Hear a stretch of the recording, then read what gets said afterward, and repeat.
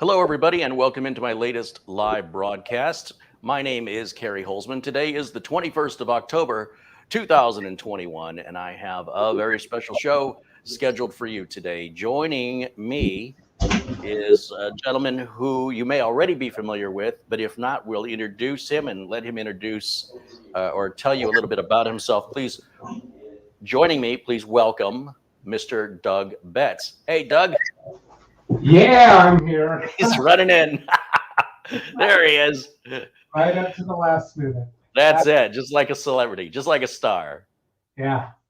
All right. Hey, are you good? You need to take care of something because I could stall. I don't know if you heard that, but when you started going, my computer in the other room started playing you.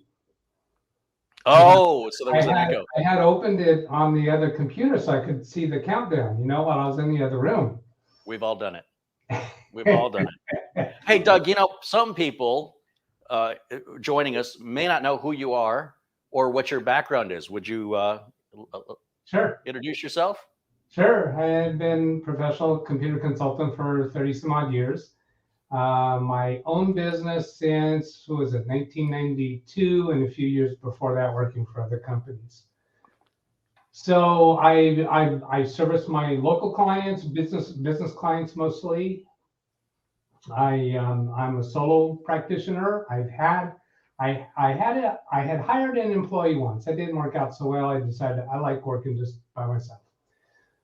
So, I don't know, a year or two ago, kind of partially from challenges you put out saying, hey, if you're doing this stuff, start a YouTube channel and talk about what you're doing. So that's part of what got me interested in doing this. So I have a YouTube channel now. It's called Live Windows Training -Doug Betts at the bottom left corner of your screen. And I do a mix of pre-recorded shows and a mix of with some live shows. And my real primary focus is I want to be able to help people for free through Zoom sessions and live streaming. So whereas my clients, I charge them for the time that I spend with them. If somebody comes on YouTube in a Zoom session with me, I'll help you for free or discuss topics. Sometimes I have technical people on and we just talk about things or issues, or we're actually helping fix a problem with somebody's computer, and the people in the chat room are just amazing help with that. Yeah, I love how you're doing that live. It seems like you and I have a lot in common. I started my business in 1996. Before that, I worked professionally at corporations like Intel and the local power companies here in Phoenix. Did you work for any corporations early on? No, all of my employment was with small companies. So, well, yeah, they were incorporated, but they were small. Well, I did that too. I started with the small companies, worked my way into the corporations, got burned out, and decided to go on my own. There's a lot of echo in your audio. I'm just realizing that. Is there any way you can get a microphone closer to you? Because when I get started on this, we're going to talk a little bit about I'll tell you what, will you do that? I'm going to go full screen on me. Doug had a video with a guest, and I'll let Doug expand on this a bit, but the guest had contacted Doug, as anybody here is welcome to do, by the way. If you need personal technical support, Doug will help. Well, he'll see if he can help you, and the agreement is that he'll broadcast it live so that everybody can learn from it.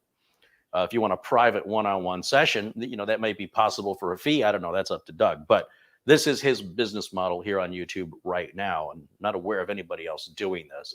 And because he's doing it live, people can jump into the chat and help him with the diagnostic or hinder him, as the case may be.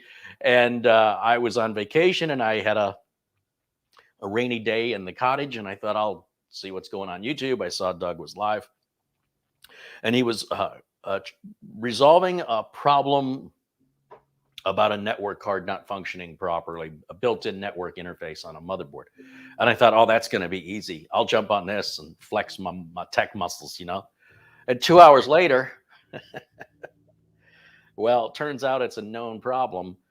And I find that hard to believe. I'm a skeptical guy. I find it hard to believe that Intel would release a chip on a modern motherboard you can buy today that doesn't work. But there is an article, and the link to that is in the video notes below, that Intel admits it, that it's a hardware issue. And I don't know, Doug, if I missed any key components of that? No, that's pretty good. How's this with the microphone? I did something different. It's exactly the same. So I don't know if you switched to the new microphone. Oh, you know what? Let me see. Since we're on StreamYard, maybe it's picking up the wrong microphone because I've got like. Yeah, that's what I'm guessing too. It's you don't have the right mic selected. We'll try that. So basically, and then we'll let Doug, like I say, if there's other components. I don't remember the gentleman's name who contacted you that sort of started all of this, and I otherwise wouldn't have known anything about it, but it perplexed me and piqued my interest, and now I want to get to the bottom of it.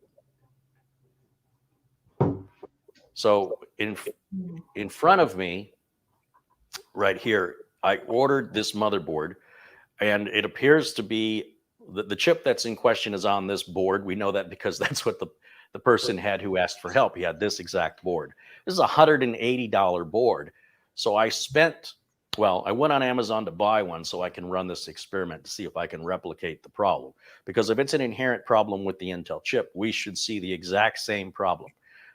But my preference would be to buy a returned board. I've talked about this before. There's lots of returned items to Amazon that are returned for the dumbest of reasons. And if in fact this chip has this known problem, maybe a board was returned because of that, and we know the workaround for it. So I spent $150 instead of $180, and I did not get a motherboard box. What Amazon sent me was in a shipping box, and it was just this stuff right here. This is what I got. It's complete. The IO shield's built on, but there's no motherboard box, and that's fine. That's fine. But it is possible, and I'm going to warn you right now, it's possible there's something wrong with this board, and we may not even get this off the ground because I was being cheap and didn't want to spend the extra 30 bucks. But the fact of the matter is, I don't have any use for this motherboard other than this test we're about to do right now. So I'm not even sure that if everything works out, what I'm going to do with it after this video. But this is the board here and the documentation. And then let me check back in with Doug and see if he is. What do you think, Doug? You got audio going now? Well, let's have you tell me that. So much better.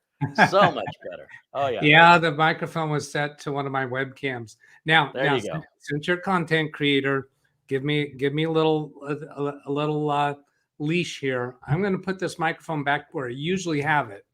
That's nice. Yeah. Where'd you get that foamy thing around the mic? I like that. I just recently ordered that from Amazon, and I probably ought to get a link from you for that. But does it sound different when I've got it up there than when I have it? It's definitely worse. Worse. Yeah. One, these microphones are.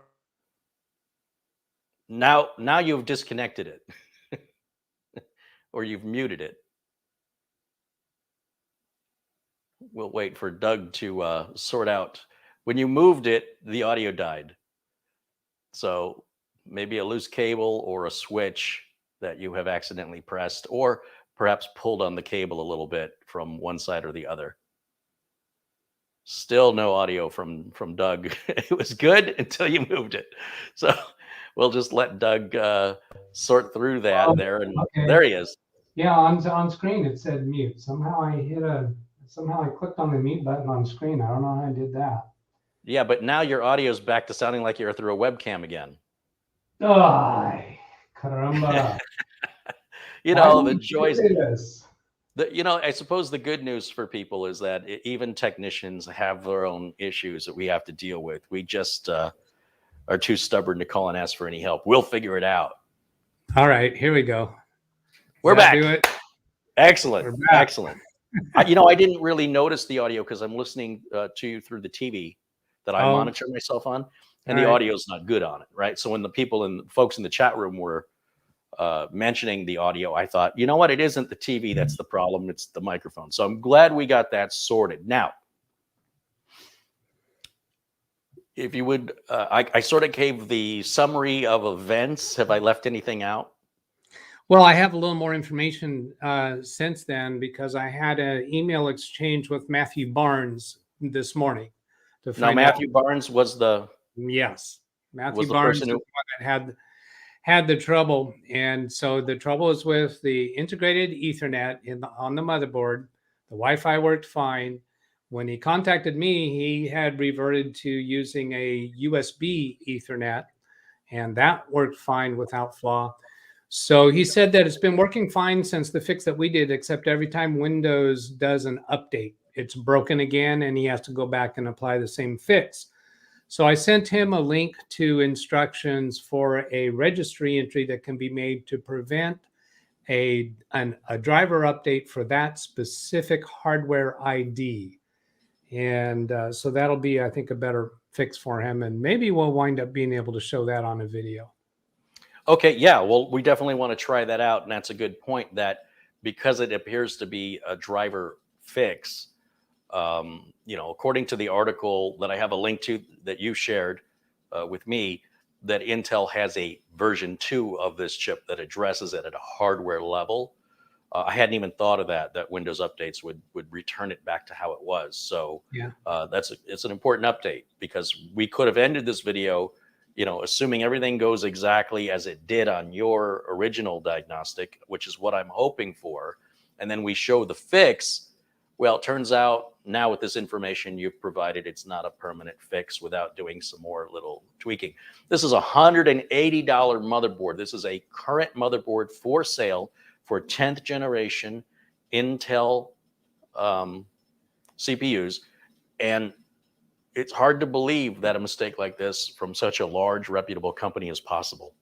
Can I pitch a theory, and you might be able to refute this, but it seemed to me that this is unlikely to be a problem with every one of that model motherboard that has come out. I'm wondering, and you might know the answer to this, is it possible that there's minor components on the board that can be used on that same model motherboard and not make it a different model? Because it seems to me that the individual components, Intel sources that from different sources, and they could get a slight different twist on one of the components that might be the problem, and that would explain why it took so long for them to track it down. Typically, you and I go back a few decades, and boards used to have a lot of components on them. Yeah. Boards today, like we take this board out, and I haven't done anything off camera. This will be the first time I take this board out of the anti-static. And I'm going to show you something. And maybe you can elaborate by what you mean.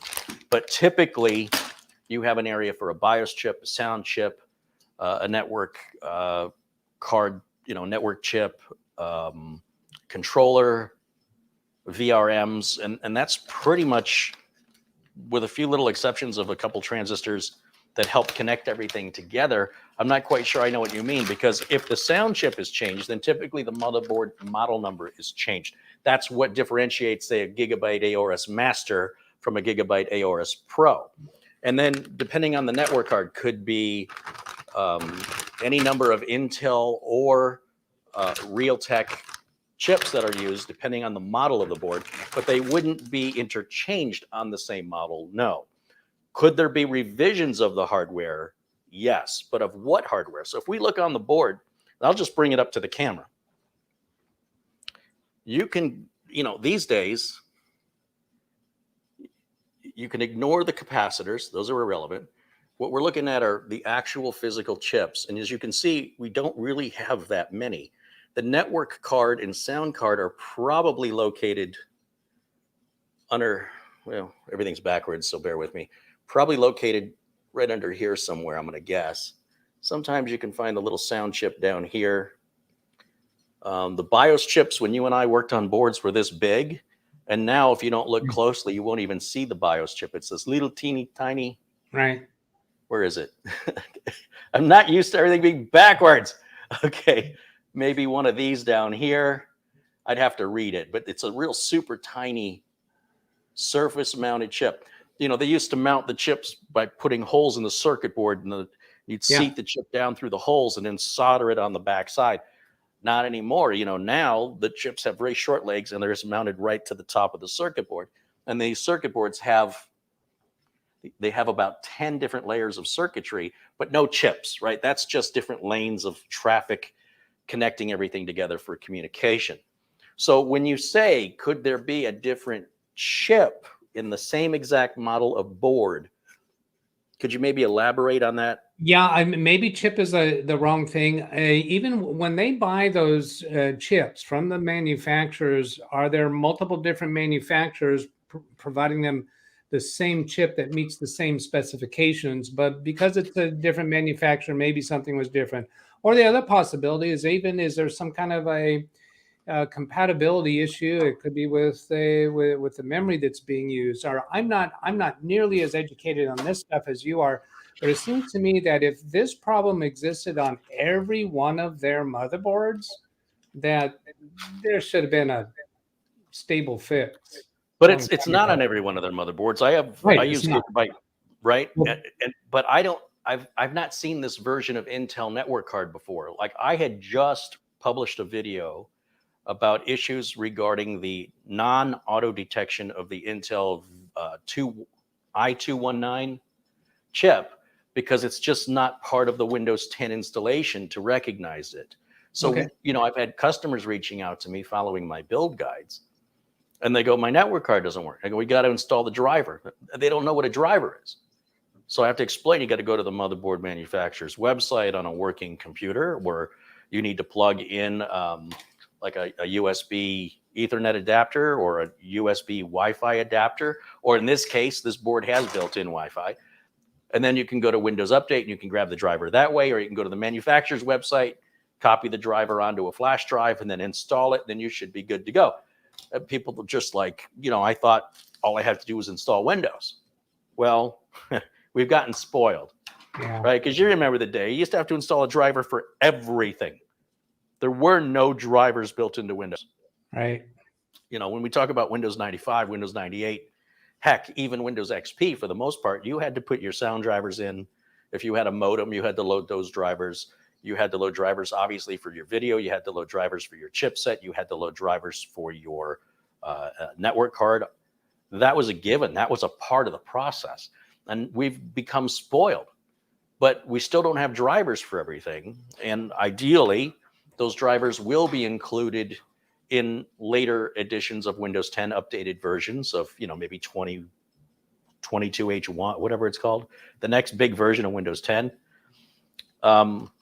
So regardless of the other chips on the board, it's still the same Intel network chip coming from Intel, made by Intel, and it should perform the same regardless. Well, let's see how it goes.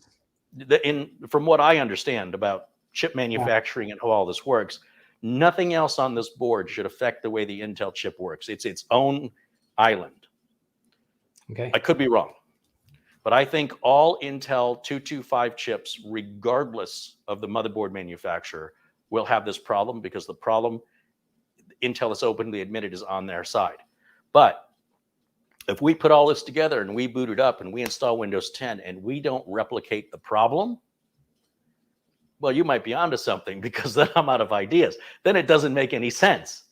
So I'm hoping we're going to replicate it.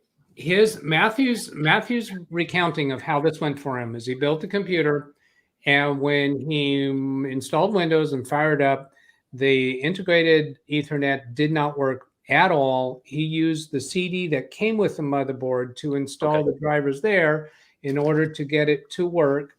And it did work until, I suspect it was until Windows Update, and then that's when it was broken. There was a point where it worked for, he said, like 5 minutes, and then it stopped working, and he kept getting back to that point to where he could get it to work for 5 minutes. That's a critical piece of information right there. Okay, so I think we're prepared. Quick shout out, hello to everybody joining us in the chat room. I see Bill Leatherland is in there, and Bill watches us from the UK. Paul Stallion contributes $10. He says, hello, I have issues with my Z490 AORUS Elite AC motherboard with the internet dropping out every now and then. I run Internet Diagnose to fix it. Thanks for all you do. You might reach out to Doug after this if you're having issues and you want some personal help from Doug and you're willing to go online with Doug and broadcast on YouTube, because I'd enjoy seeing I don't know off the top of my head what that is. Chevy contributes $1. Thank you, Chevy, for that. And he does that twice. Appreciate those contributions as we continue to bring you this content for free. So you can imagine I've got a lot of money invested just out of getting an answer for curiosity. I've got a $250 chip. I got $60 worth of RAM. I got a $50 solid state drive. I got a $150 motherboard. I'm going to just grab a power supply. All this just to get to an answer. I'm not going to put anything in a case. And I'm just going to start building, and I guess we can chit chat. The first thing I'm always concerned about when I get a used motherboard or returned motherboard from Amazon is the condition of the socket. So let's just take a quick look at it. This is the first time looking at it, same as you. Hey, Doug, do you ever buy anything returned off of Amazon? No, I haven't. Do you do much building? No, I don't. Most of mine are manufactured computers. All right, we can't be friends anymore, Doug. Yeah, I know that's a very big difference between us. I've done a couple build videos on mine. One was for the friend of mine that's running a training program for kids for flight simulators.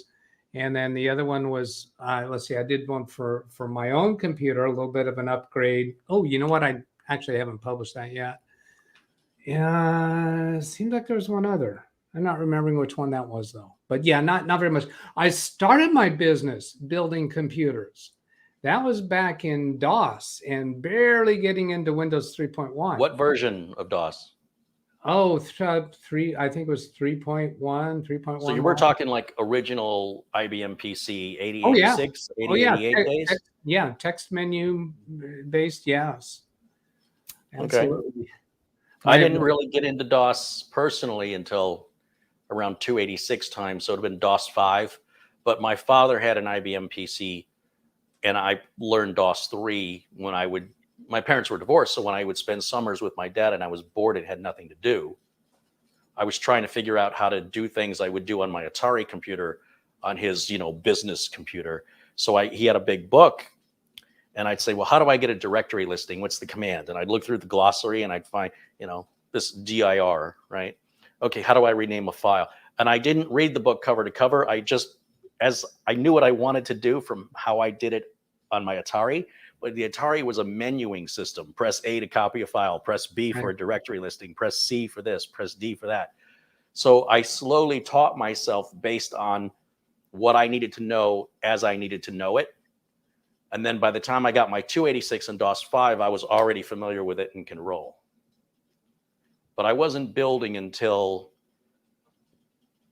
486, like 25 came out. That's about when I started building. Yeah, my first build was probably, what was before 286? I guess 8088. 8088. Yeah. I think I was doing some building then, but then 286. Now that was years after I had started with PC. So I started with a IBM PC 2, I think it was called. Not the model, not the PS2, but this was that big old tank metal. Yeah, I only knew the PS2. I don't know just a 2. Yeah, this was before that. It was the IBM PC XT. Right. And then IBM PC AT. Well, what I'm referring to was before the XT. IBM personal computer. Yeah, there was a number 2 after that somehow. But anyway, that was an 8086. And I actually started learning PCs working for a company doing some other job for them. I discovered my boss had this IBM PC in his back bedroom under a dust cover. Asked him, "What are you doing with that?" And he said, "I bought it because I thought I could use it in my business, and I can't figure it out. Can I try?" So I took it home and with a DOS manual and started learning computers.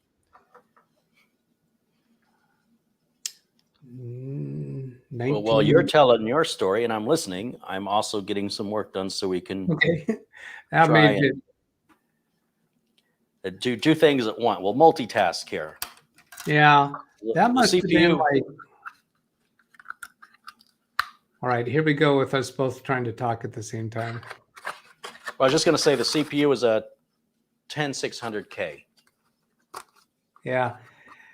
Now, are you able to see the way your half screen is coming over the video? Yeah, I'm kind of looking at the camera position really needs to be adjusted a little bit. Let me take care of that I because could turn my monitor if that'll help. let me just do that. And then what I can do is I can also change our view more to a widescreen. Let's try that. See if that's. See, the problem with that is we don't get the close up. Well, you know what? I can zoom it in a little more if we're going to do that. Or you could put me off to the side the way you showed earlier.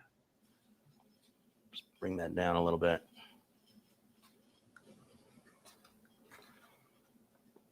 I don't know. Do you have a preference? Do you think the wider screen or the narrow screen is better? And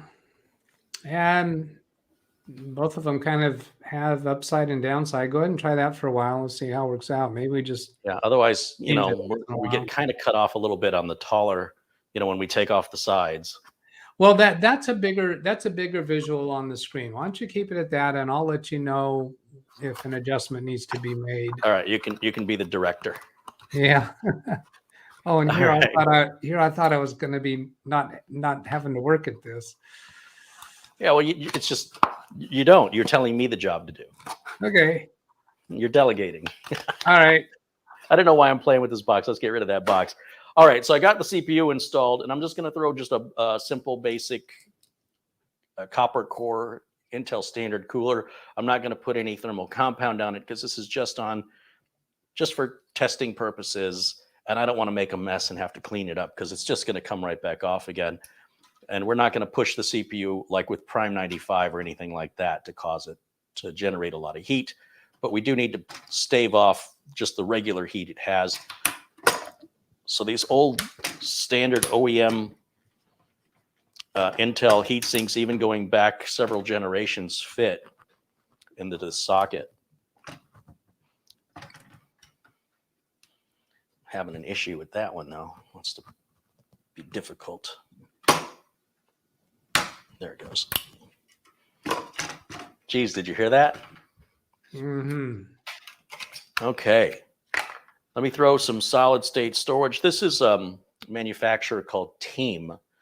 And I've been finding their memory and storage to be very aggressively priced. I don't know what kind of customer service I'm going to get. If anything, should have to go back for warranty. But thankfully, I had one incident about a year ago, and I found them a little difficult. They seemed confused about what's a warranty or what department to speak to. So I ended up just sending it back to Amazon because I was within my return period. I just ordered another one. But once you're outside of that return period of the purchase, well, all I'm saying is I don't know how timely they might be in their customer support, because I did not have a good experience, but that was just that one time. Maybe that was, maybe they got their act sorted. The good news is, though, these have all been running great. All the RAM I've purchased and solid state drives from, well, basically all manufacturers has been just fine. So I will go ahead and put this in right now, which is going to require my JIS driver. So why did you stop building computers? Do you not enjoy it? Do you not find it, it doesn't interest you? I just didn't find it as profitable. I couldn't find that I could charge my normal hourly rate that I charge for on-site service for the time that it takes to build a computer. And then also, well, actually more to the point is at the beginning of it, when I was running into service problems with them. And now that was back in the days when we're still at DOS. And I just found that the parts that I was buying from a local store, because Amazon wasn't around then, it was just too many troubles that were happening. So it was less expensive for me to sell manufactured computers and just charge my full hourly rate for whatever support I'm providing. There's the RAM I'm using. It's made by the same company as the solid state drive. This is 8 gigs each, 3200 speed, right around $50, maybe $52. It's a good price. It's got the little heat shields on it. Maybe not the best RAM money can buy, but definitely, in my opinion, the best RAM you can buy for the money. I've had real good luck with them. Good budget RAM. And I think we use the outside slot and the middle slot. Or at a Gigabyte, I think it doesn't really matter. Yes, so the profit margins on PCs. You know, there was a good profit margin back then, but there were also a lot of crappy manufacturers. Yeah. Like I used to have to return all kinds of boards made by ECS. They had SIS chipsets. They almost put me out of business. And then you dealt with the VIA chipsets, and those were, some were good, some were not so good. I'm trying to see where, if I can do this. Here's what, when I was building computers, it wasn't to have a high-end computer. They were basically, it was a way to save money because you could build it for less money than buying a name brand computer, because there weren't many name brand computers available. It was like IBM, Compaq, AST, and they weren't through Amazon, and we could provide them quicker for the client. Did you guys, where you live, did you guys have computer swap meets? Well, I was quite involved with a PC club, but we really didn't have swap meets there. But we had a couple of local businesses, you know, entrepreneurs that were that had a small office space and was selling components, and they would be buying the components at the cheapest price that they could get on that week. So any particular time that I go to pick up parts from them, they could be different than the parts that I had last week. So yeah, it made it very inconsistent and unreliable. Yes. Well, we used to, so at the beginning, I always bought my parts locally. So if there were any warranty issues, I could just go immediately right in and get a replacement part without having to wait for the mail. Because my customers couldn't wait. You know what I mean? Yeah, we did that. When there was a problem, we just take it right back to that supplier. But the problem with that was you were limited to the inventory of that supplier. So if they only had, you know, 6 motherboards for your CPU, that was what your choices were. But I did that specifically with a rule. I plugged the CPU fan in. I didn't plug the CPU fan. I was very strict on this rule that I would not order parts through the mail, because at that point, you know, Computer Shopper magazine was this thick catalog of parts you could mail order. The return period would take too long, and so I was sacrificing part selection for my builds based on what my local supplier had. And there were a couple local suppliers here that were just awful. And I found a good one, and I gave them business for many years, and then slowly started buying stuff from Newegg and started finding the selection and the quality and the prices were getting better and better. And I didn't have to get in the car and drive in traffic 20 minutes to go to this place and wait in line for my turn for somebody to help me. And then Amazon started competing with Newegg, and I have, you know, with an Amazon Prime account, I mostly buy from Amazon these days. But it's interesting how that's changed, how I would only buy from local. Now I won't buy from local at all. Yeah, never. Me too. But the profit margins were good back then. Like when in the original, you know, 486 and prior, you could make some good money, and you could save a lot of money if you built it yourself because of those profit margins. As you were talking, I was remembering suppliers that we used was Miracell and Tech Data for ordering. I think Tech Data is still around, but I haven't heard from Miracell for a long time. Well, those are big distributors, though. I went to like mom and pop computer parts stores like Technology Partners, TPI in Phoenix, Arizona. I went to TPI for years. Then there were these three companies. They had one in Phoenix, one in Mesa, I think one in Tempe, and they sold. It's like they bought the dregs of what everybody else didn't want, and they put a small ad in the newspaper with these incredibly low prices. And it was just the most unreliable, most difficult to work with stuff. Their customer service was terrible.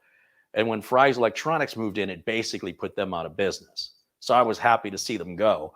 But then Fry's wasn't much better with regards to finding somebody to help you, whether or not something's in stock. And if you wanted a return, I didn't like being treated like I wasn't doing something right. Like if I say this part is bad, they don't believe me. And, you know, to have somebody who's working at Fry's Electronics versus me working at Intel telling me I don't know how a motherboard works was very offensive to me. Yeah. So I stopped buying from there. And then, you know, as I kind of dipped my toe in the water with Newegg became my go-to for quite a long time.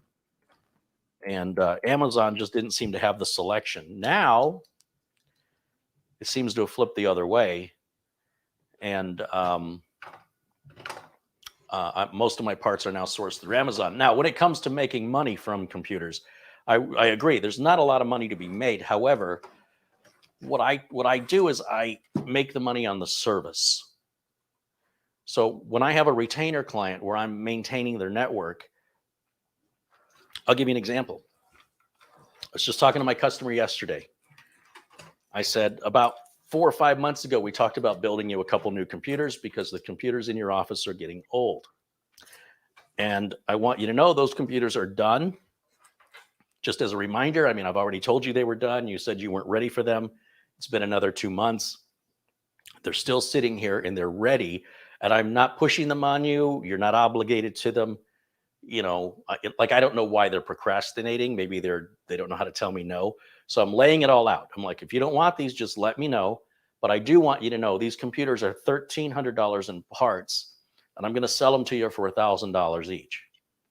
And they're like, well, that's a strange business model. I said, it does sound strange, doesn't it?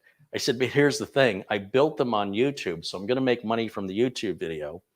And I know that if you buy these from me, they're going to require very little maintenance. And I'm going to charge you monthly for just overall office maintenance, which includes backups, support, just kind of an all-you-can-eat flat rate every month. And I'm so confident these machines are so good, I'm going to earn that $300 back because you're not going to be calling me with problems. So I'd rather sell you these at a loss now, and I'll make the money up for years and years and years that they run well, and I keep billing you for that maintenance contract. I'm mostly then just doing backups and then fielding a support call here and there, which ideally won't be a bad power supply or anything to do with that's how confident I am in the parts that I'm selecting. And so the money comes in from the service, but the service, because it's a flat rate service that I do, could lose me money if I'm servicing another computer that may not be built as well. Does that make sense? Yeah, I understand your business model. I don't enjoy that business model myself, so I use a different business model. You can craft a business model however pleases a person. Yeah. No, I'm not criticizing or suggesting one is better than the other. Just explaining my perspective on it and how that. And I enjoy building. It's an excuse to do what I love, really. Let me catch you up. Let me do my producer job here and catch you up on some donations that have come in. Is that okay? Yes, please. Yeah. So I think you might have already read this one. Paul Stallion 48 for $10. He says, hello, I have issues with my Z490 AORUS Elite AC motherboard with the internet dropping out every now and then. I run internet diagnostic to fix it. This video might pertain to what you have. Then Chevy with $1 and Michael Dane with $5. He says, Kerry, I have an Asus Maximums Hero 13 motherboard, same NIC 225 chip. I have no problems with it. And then Chevy comes in with another $1 and scrolling down, scrolling, Chevy with another $1 and Rick Hubbard with 5. What was that lira? No, not sure what that is. Pounds? That's kind of pounds, British pounds, isn't it? Because Yeah, he's in UK or England, I think. Then Chevy with another $1. I think it's got about $1 every 5 minutes, looks like. And I've seen, I want to let people know who have been hitting me up in orange with my at Live Windows Training -Doug Betts. I have seen your comments. I'm not going to read each of them over onto the video, but I have seen them, and thank you so much. Okay, so that gets us caught up. All right, thank you. While you did that, I went ahead and plugged in the Ethernet cable, and I plugged power into the power supply. Oh, I should go a little wider. And now I just realized I didn't plug a keyboard or mouse in. So shame on me. I should have done that while you were speaking there. Thank you for giving those shouts out. And then I'll add one more that BH Ringer has again posted a link to my channel. And somebody else did earlier too. I think it was him. We should have a link in the video notes as well for people who perhaps aren't seeing the chat, because we're being broadcast right now on Facebook, YouTube, and Twitch. Oh, really? Oh, okay. Yeah, all three. So yeah. All right, so I got my little USB dongle here for my wireless keyboard and mouse. We're about to power this bad boy on for the first time. Now, as a reminder, Intel did say they addressed this with a version 2. And I'm addressing Michael Dane's comment that he has the same chip and doesn't have the problem. I wonder if he might have V2. Because they didn't indicate when that went into production, or who knows how long it would take, for that to end up on a customer's desk. Right. But maybe, I don't know. But it's still V2, sorry, is that a hardware version? Yes, it'll say for the network, when you go into device manager and it says your network adapter is a I225. Okay. It'll say I225V2. It'll be part of the model number. Thomas Backenstow contributes $10. Thomas has bought 2 machines from me. That's the odd thing that happened, Doug, is I started the channel to just encourage people to build their own. It's very satisfying. It's a great, rewarding, fulfilling thing to do. And people started asking me if I would build computers for them. And I didn't realize I was making commercials. Right. That's how thick I am. I'm like, right. Oh, I mean, I'm okay with it. Don't get me wrong, but it kind of caught me off guard. So I end up building a lot of computers for people online in the United States and just film it. And they enjoy watching their computer being built and having their own video. YouTube, doesn't pay much, but with people contributing and also adding to my library, if each video earns me $2 a month, then I need, about 4,000 videos, right? So each video I do gets me to a more sustainable royalty situation with YouTube. So that's kind of the business model I'm looking at. Whether or not that's going to work, I don't know. It's a theory, but I'm having a good time. And I enjoy helping people, and I enjoy when a customer says, I really like this computer, I want to buy another one. To me, that's better than the money. But of course, I still got to pay the bills. Well, all right, are we ready to do this? Let's do it. All right, power supply should be on. I'm going to flip to a HDMI output of this motherboard, which is going to show no signal on my side. But I'm still here, okay? You're still going to hear me. I don't want people watching to freak out. So we're going to go to the HDMI input, which is right here. And I'm going to hit the power button. Nothing's happening. So let me make sure the power supply is in the on position. Okay, now it's in the on position. And it's still not turning on. I might have the power switch plugged into the wrong pins. Let me just double check. Those look like the right pins to me. One more time. I'm not getting any juice. No juice. Larry Wood contributes $20. Hey, Larry, thank you so much. Chevy with another $1 contribution. John Lewis with $2. Thank you guys so much for supporting the channel. All right, so far everything is dead. What should I do, Doug? Helpline? You want to call it India helpline? Give you a phone number. No, I'm afraid that might be too distracting. I want to just double check all my connections. Everything feels good. I know this power supply works. I disconnect and reconnect everything. You're plugged into a power strip. You got a surge protector with a switch on it. Let me make sure the plug's plugged in, huh? Yeah. Yeah, it's plugged in. We're plugged in all the way here. Yes. Make sure I didn't plug in the video card connector. This should be the CPU connector here.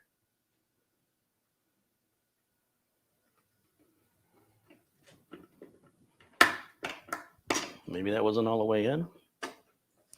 I don't know. That'll be a new one if it's just flat out dead. Oh, there it goes. I got a red light. Fan is twitching a little bit. Let me go to the HDMI input now. All right. And let's give it a minute. Those first boot ups on a new build can take up to 90 seconds. When I see the fan twitching, I don't know if you can see, well, this fan is kind of twitching like it's trying to start. Yeah. Power supply fan is running. This RGB light just came on up here. There's a red light here on the corner that might be reflecting off my fingernail. The fan just twitched again. Do you see it twitching? Yeah, I can see that. There it goes. And we're into the BIOS automatically. It just took that long to wake up. Yeah, well, it might have already been booting with the fan not running because the fan didn't need to run. Sure. But all right, let's take a look at what we've got happening here in the BIOS. Now, when what was the gentleman's name again? Matthew Barnes? Yeah, that's it exactly. And he updated the BIOS? Yes, he did update BIOS. What BIOS do I have in here? Let's take a quick look. System info, version F20. Do you remember off the top of your head what the latest BIOS version was? Oh no, I didn't. I didn't go through that with him. Okay. No, and I'm horrible with remembering those kind of details, and that's perhaps part of why I don't. No, that's fine. It was a trick question because if you knew the answer to that, I'd suggest you get help. Oh, so I'm going to do a quick search. Right, this is the Z490. Red Knight 6604 says F22. I think he says. All right, I'm going into Gigabyte's website right now. And I should be able to share the screen. Let me see if I can do that. Go to the window capture on this and turn that on. In theory, that should work. Are you seeing my screen, Doug? Yes. Good. So we're going to go. I want people to know I always talk about this because I think it needs to be constantly reminded that up here on every motherboard manufacturer's website, there's two different support areas. There's one typically located at the top. This is support in general. Then there's this other one that says support. That's specifically for the product that you're looking at. So we want this support. We're going to click on that. Yeah. Carrie, can you change the format to where you've got me off on the side in a small frame so that your computer screen is larger? Yes. Give me a second here. Let me be better for the show. Yeah, we go back this way.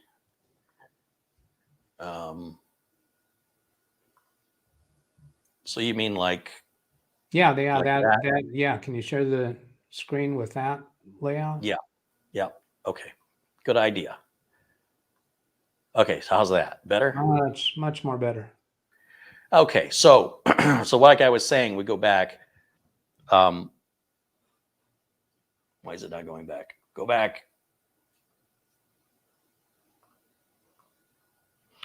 So I typed in Z490 AORUS Pro AX in Google. This is the first link I click on. There's two supports, right? There's a support right up here. And that's just general support for Gigabyte.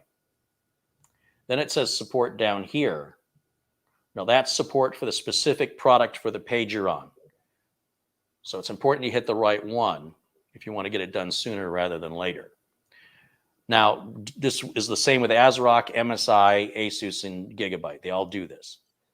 As I scroll down here with Gigabyte, I don't have a separate BIOS tab. With ASUS, typically you do.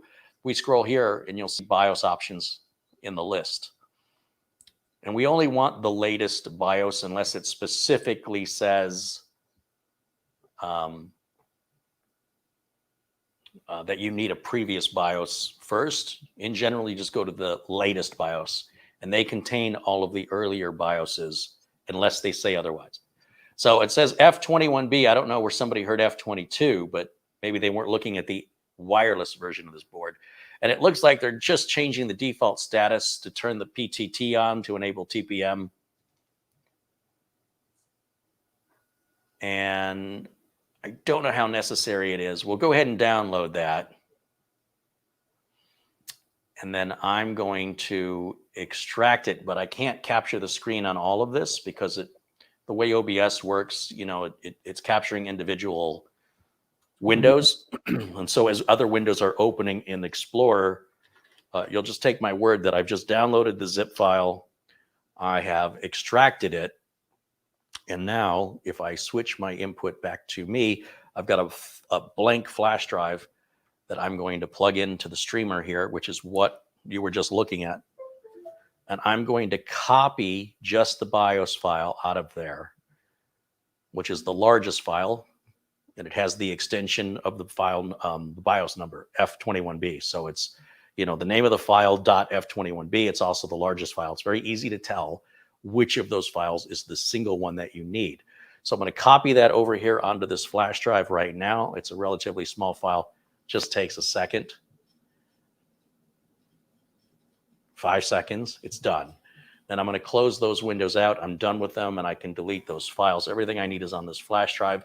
I don't need to safely eject. Just pull it out. It's fine. And I'm going to plug it in back here. So I'm going to step around right around here, and we'll just plug that into any available USB port. And apparently I have unplugged it. Everything is turned off when I've wiggled it like that, which is, I don't know why that happened.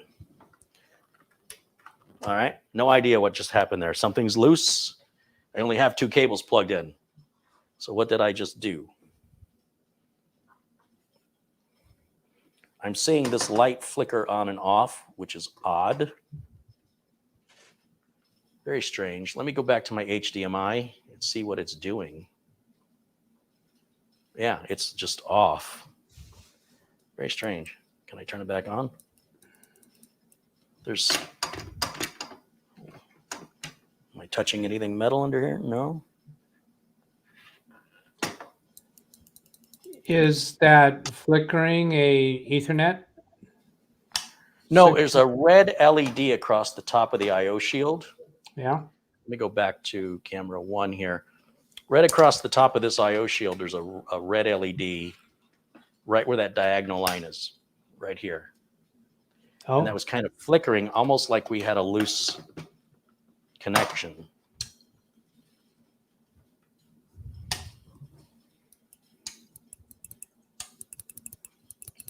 I might just want to get a different power supply. This is strange. As I was plugging in the USB, it started to flicker. Well, we also need to keep in mind this was a returned motherboard, and we don't know why it was returned. Well, this is true as well, but this also is a pretty well-used power supply.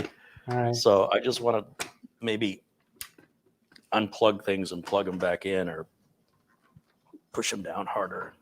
Am I on or off here? I'm on, plugged in. There it goes. Okay. One more time. Now I'm going to switch back because I want to see how long this actually takes this time, because the fans are clearly not spinning. My RGB light is on that I/O shield that I was just describing. And there it goes, starting to spin now.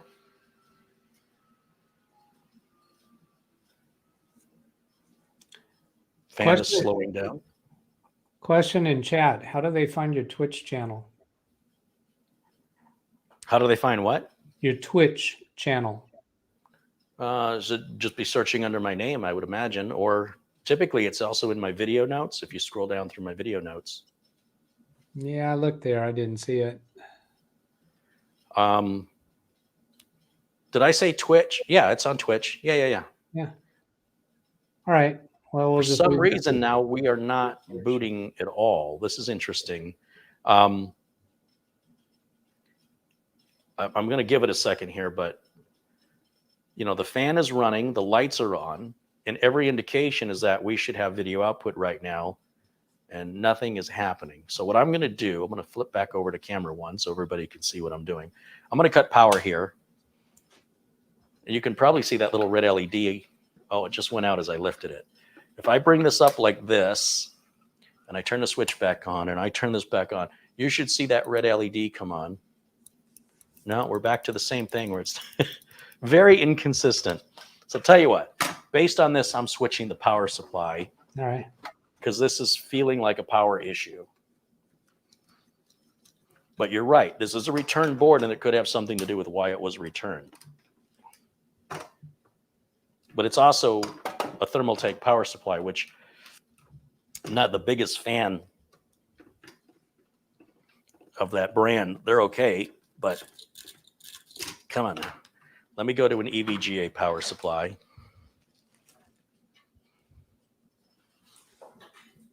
Now, this is only a 430 watt power supply, but believe it or not, that should be way more than we need. A lot of people think, you know, computers take more power than they really do. But that's usually the graphics cards that are eating all your power. All right, got that one plugged in.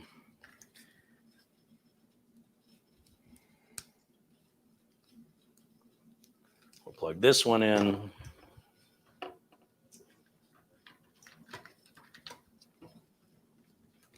Yeah, that one just kind of doesn't want to sit all the way down for some reason. Let's try it anyway, see what happens. Let me plug power in here on the other side.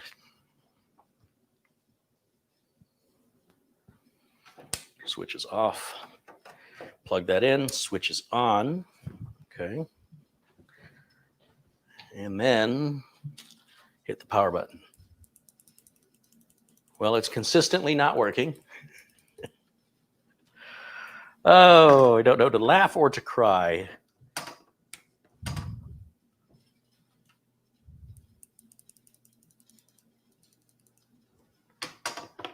Let me take this out because all my problems started when I plugged in this USB drive.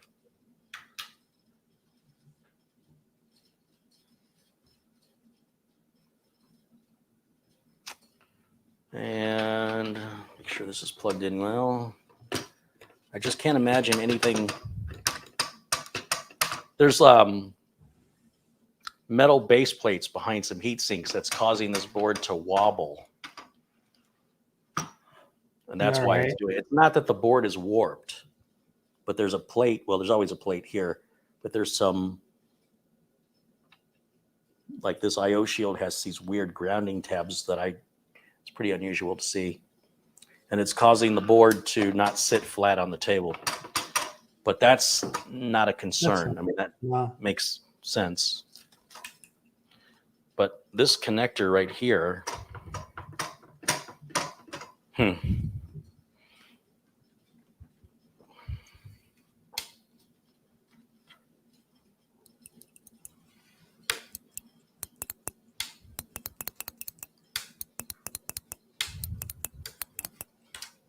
interesting.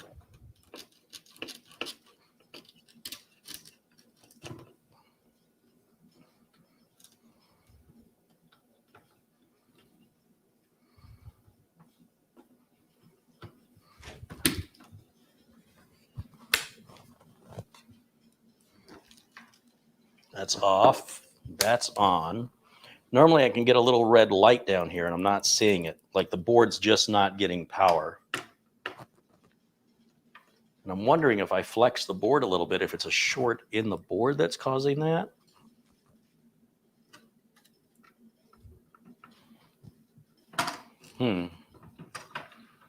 Very strange. There it goes. Now the red lights come on. Now it appears to be trying to boot. Fan is running. Switch back. You were using the a button technique like an impatient person at an elevator. Was there something going on with the button? That's because it makes the elevator come faster if you keep pushing on the button. Didn't you know that? Now, it seems like we should be getting some video out right now because, Oh, you know, wait. the fan, when it starts, the fan gets really loud and then the fan calms down. Usually, in my experience, as the fan calms down, your post screen appears. Yeah. Yeah, I vote for waiting. Michael Dane, $2. He says Asus Maximus Hero 13 has a 9225V B3 chip. Chevy with another $1. Dom with $5, well, £5 I think. Chevy with $1, and Rick Lakes with $10 says hello, Carrie and Doug, and then Chevy with another $1. And this screen just went crazy. I lost my place. Yep, that's it. I'm caught up. So as I move the board, as I pick it up and move it, it loses power. It's the strangest thing. Let's see if I can make it happen. I'm going to wait for the fan. Pick up the board and it lost power. Yeah, watch. All right. I'll show you. I'll show you. So it's running right now, and I'm going to just pick it up, move it around. And I don't know if you can't. Like for me, this red LED stripe on the front is really obvious. The fan spin is more obvious than that for me. And there's a red light up in this corner right here. But now I'm moving it around, and it's not shutting down. I wonder if I might be having an overheating issue. I'm still not getting any video out of it. I'm going to try something else here. I'm going to turn the power supply off. And then I'm simply going to reseat this RAM one more time just to make sure.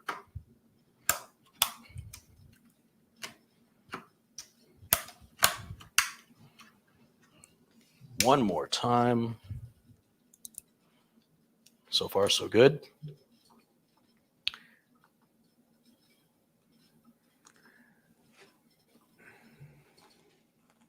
Fan is twitching.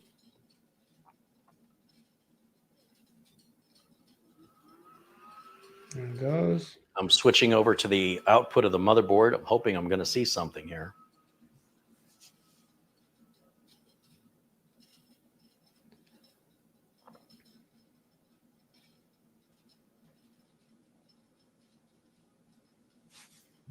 I'm going to be a little patient and give it some time. While you're waiting for that, I'll let you know that Bird203 tried to post a link to your Twitch channel, but he's not a moderator, so it didn't come through. That's at 2:58 p.m. in the chat. Yeah, and unfortunately, I can't turn him into a moderator because I'm going through StreamYard here. Right. Oh, okay. But he can sort of space it out. And Yeah, if you type it in, be... don't paste it in as a link. Just Joseph just posted it there. Oh yeah, there it is. Joseph's got it. Thank you, Joseph. Yeah, we should have had something happen by now. Yeah.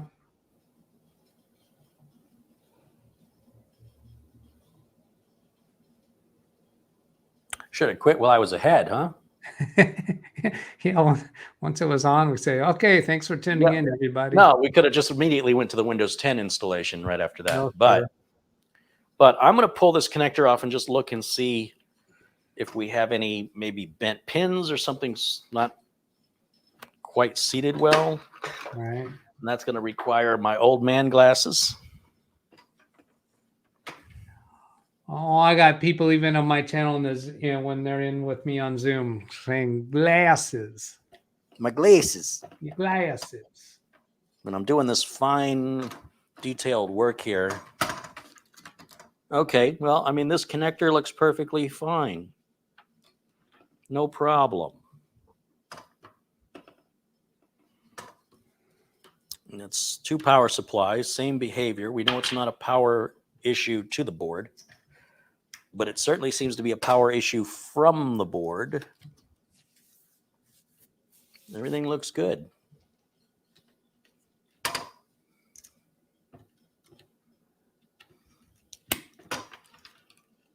Sometimes I don't plug my HDMI cables in far enough, and this I/O shield's a little bent. Ah, So it may be that I have to put a little more brute force into this HDMI cable. That doesn't solve my power issue, but it may be that why I'm not getting any signal. One of the problems with these built-in I/O shields, this has a lot of flex on it. And I don't know if I can, I mean, it doesn't want to go any further than that. Yeah, I got Turn a it back couple people bringing attention to the HDMI cable, saying change it. One is asking about a twist in it. A twist in the HDMI cable? Yeah, let's see. What was that? What was his actual thing? Gonna run new. Hey, it worked. Tip the board and the HDMI cable is twisted slightly.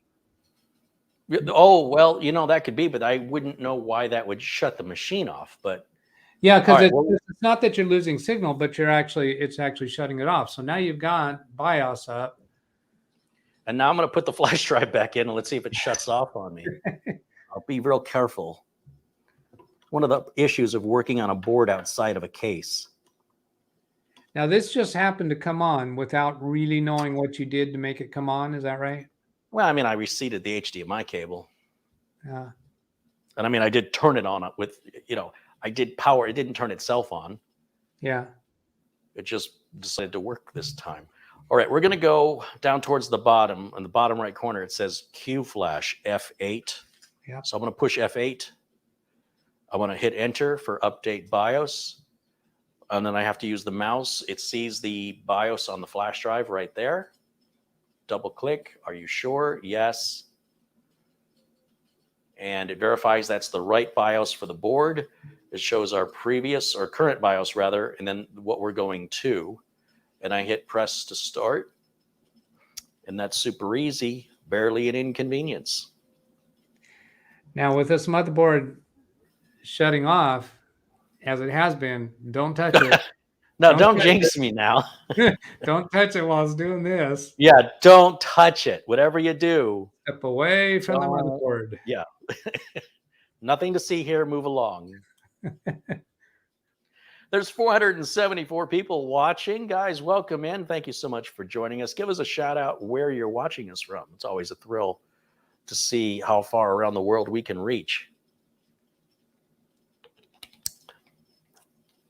It's also a great way for me to stall for time as we're waiting for this BIOS update. Reynaldo Torres says he was thinking the same thing as what I was speculating. Don't touch it. Look at here. We got folks in Albany and Knoxville, New Zealand, and the UP or Upper Michigan, and Southern Illinois, and Wilmington, Delaware, Maryland, Guam, Truman, Arkansas, North Haven, Ontario, Canada, Nova Scotia, Canada, Winnipeg, Canada, St. Augustine, Florida, Manchester in the UK, Droitwich in the UK, Ireland. Thumbs up, folks. I don't know where that is. And more in the UK, Indiana. Clyde watches us from Barbados. How many viewers do you think we got in Barbados, Doug? Hi, 1,300 thereabouts, I think. You have 1,300 viewers in Barbados? Don't you think? What's the population of Barbados? Yeah, 1,305. In Barbados alone? I don't know. I think that's my one viewer in the entire island of Barbados. Yeah. Ido joins us from San Juan, Puerto Rico, and Gary is in Australia. Let's see what else. Macedonia. And sorry, I lost my chat. There it is. More in Ireland, Italy, Derbyshire in the UK, Scotland, Amsterdam. Terry says hello from the UK. Bill says hello from Bonnie, Scotland. Bigfoot Fish Tanks joins us from Seattle. Colin Mitchell in Hastings in the UK. Trevor joins us in Illinois. Now you're in California, yeah, Doug? Yeah, Fresno, California, where right smack in the middle of California. Madi Yoel joins us from Florida. Mikhail's in in Denmark. Mitch Luke came, joins us. Mitch came into Fresno on his trip recently. I don't know what he was coming here for. Oh, he was on a motorcycle trip to do the PCH drive along through the Bay Area, through Monterey. Yeah, Just- I knew that part, but he specifically mentioned stopping in Fresno. I figured he probably Well, he was so he left and went directly to Las Vegas. Yeah. And I think out of Las Vegas to get to San Francisco, I guess you go through Fresno. Yeah. But why? I just surprised that you would mention that if he's just passing through. And if you'd have mentioned something to me, I would have said, hey, you should meet up with Doug and do lunch or something. I didn't even think about that till you just said it. All right, we're rebooting. Remember, this is all hands off, even though I can't show you 2 video feeds of me. The system has been all hands off, and it has returned us to the BIOS. Now, I'm going to switch back to my main camera so you can watch what I do. So right now, what I want to do is take this BIOS flash drive out. We're done with it, and I don't need the file on here anymore. I'll erase this later. So this is always blank and only for flash drive updates. And the reason I do that is this is only a 2 gig flash drive. Some flash drives, if they're too large, some motherboards won't see them. The other reason I keep it empty is I don't want to have any choice of picking the wrong file. So as long as there's only 1 file on it, I can't screw that up. Here's my Windows 10 installation media. I'm going to go ahead and put that in to a blue flash drive because I want this to go fast. It's so difficult working from the opposite end of the table, and I'm so paranoid of picking that board up. I'm going to step around. And there's a blue one right there. We'll plug that in. We're going to leave the Ethernet unplugged, as we do for all Windows 10 installations. And I'm going to restart the computer. So I'll just turn it off and back on again. So we'll turn it off, wait for the fan to stop. Okay, and then I'll turn it back on. Fan should kick on again. You'll see it, the fan's twitching. It's trying to turn on. Come on, baby.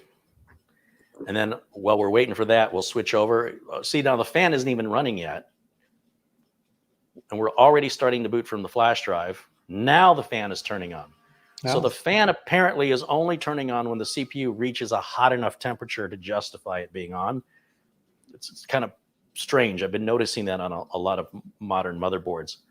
Now we're into the Windows 10 setup, and I go through this the same way every time, which is we'll click Next, click Install Now.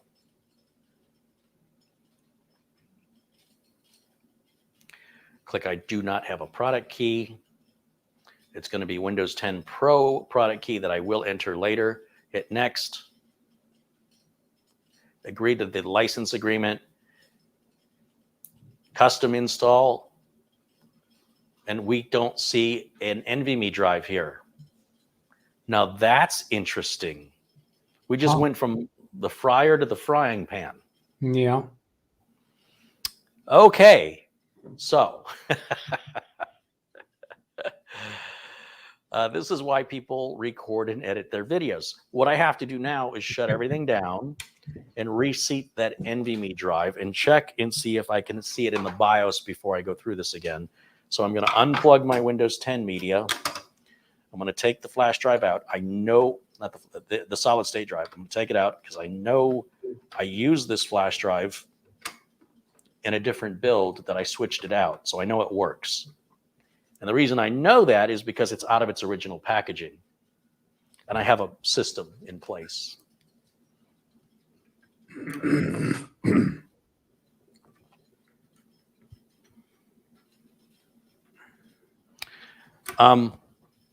Here's something interesting. That little M.2 may not be functional on this board. Oh. It says reserved for future. Aha. What does that even mean? What's going on? Why would I buy a $190 board and not be able to use that M.2 slot? Maybe somebody in the chat can pull the manual. It's really strange. Yeah, right. I don't know if you guys will be able to see it.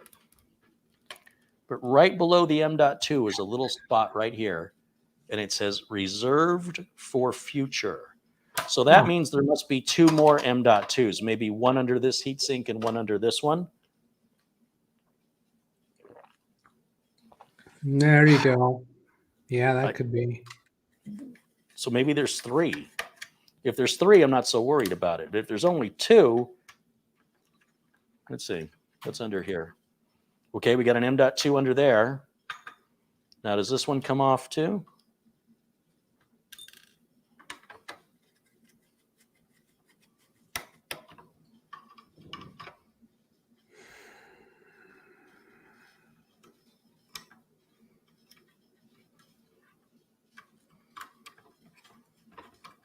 Yes.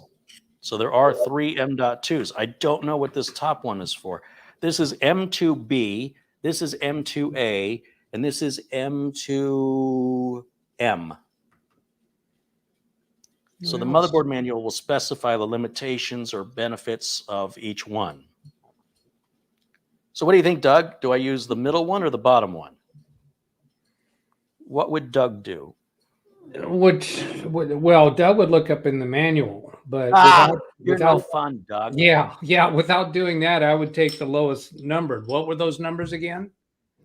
Well, the one up top is M2B, the one in the middle is M2A, and the one on the bottom is M2M. Oh, M2A is what I would pick out just. That's what I think too. By listening to those, but I'm going with you. Nope, you can't. Nope, you got to stay with your answer, Doug. Yeah. Okay. That's it. The reason is because that's where I was going to install it anyway. I was going to explain why I go that, but it's going to go back to the manual would actually be where I would go.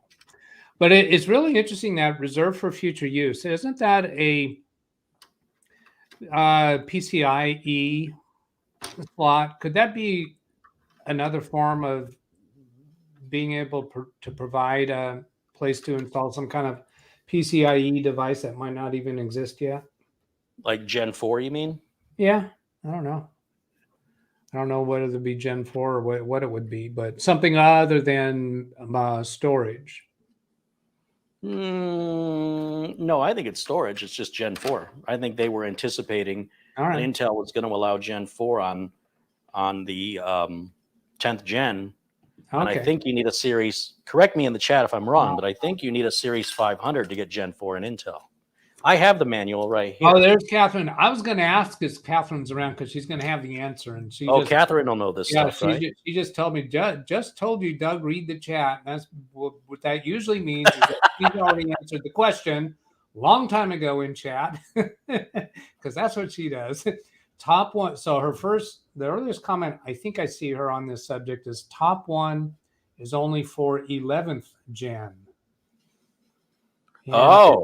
Yeah, 11th gen. And then her next one. Then that enables PCIe Gen 4. 10th gen is the middle slot. Here's what the motherboard manual says. It says there is no information in the manual regarding the top slot. It's the middle slot and the bottom slot are described here when we're talking about M2A and M2M. Okay. But nothing about the top one. Let me see. Sometimes there's a picture of the motherboard like that, and that describes what the slot, that says number 4, and 4 says system fan. That's not it at all. There's no information. It's not completely blank. See how there's a line pointing to each M.2? Yeah. But there isn't one. This is just all by itself. No line touches that. That's crazy. Well, now that makes me want to go get an 11th gen and see if that'll work. But one problem at a time, or we're going to be on for 12 hours. So now, since you had that one connected to the slot that was reserved for 11th gen, could that have been part of your troubles? I don't know. I imagine it could be. Could be. Seems like it would have been a consistent trouble that we would have had. Yes, absolutely. And I'm hopeful that's all it is. that there's not some flaky issue here. Doesn't explain why it happened when I picked up the board. You know, it should have been consistent. But, you know, I'll be hopeful.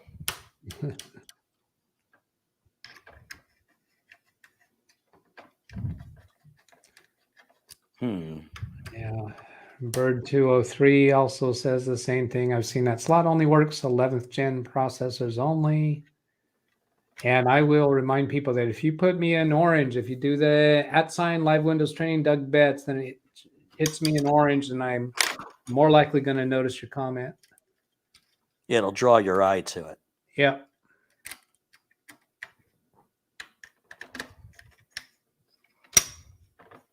Duncanny says, great manual, LOL.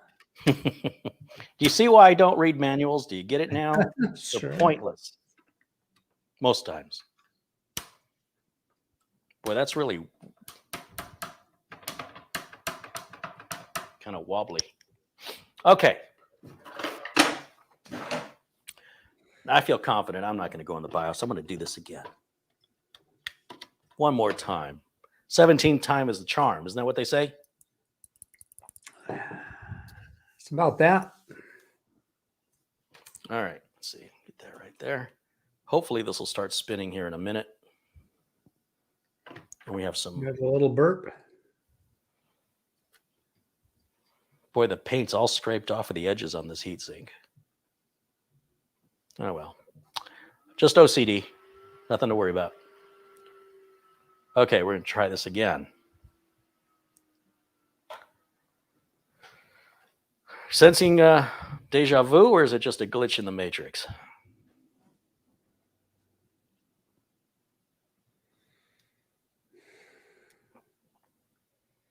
Will we have a storage location?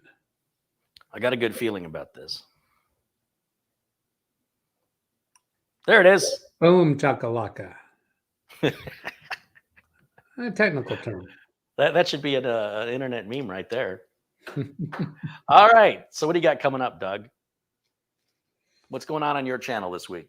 Oh my gosh, I've got so many things that I want to put out, and I'm just not having time to get to them. I don't know when my next event is scheduled. It's probably going to happen over the weekend because it seems to be a easier time to get to it. And I stay away from Fridays because that's you and Mitch, and I enjoy that. But Saturdays and Sundays, typically I should be able to get on. And then if somebody requests a session, that can typically occur during the week with a usual start time 1 p.m. Pacific time or maybe 5 p.m. Pacific time, depending upon where they're from. And I've got a couple of people that have subjects that they're interested in doing with me. So when that gets scheduled, I typically schedule it on my channel a day ahead.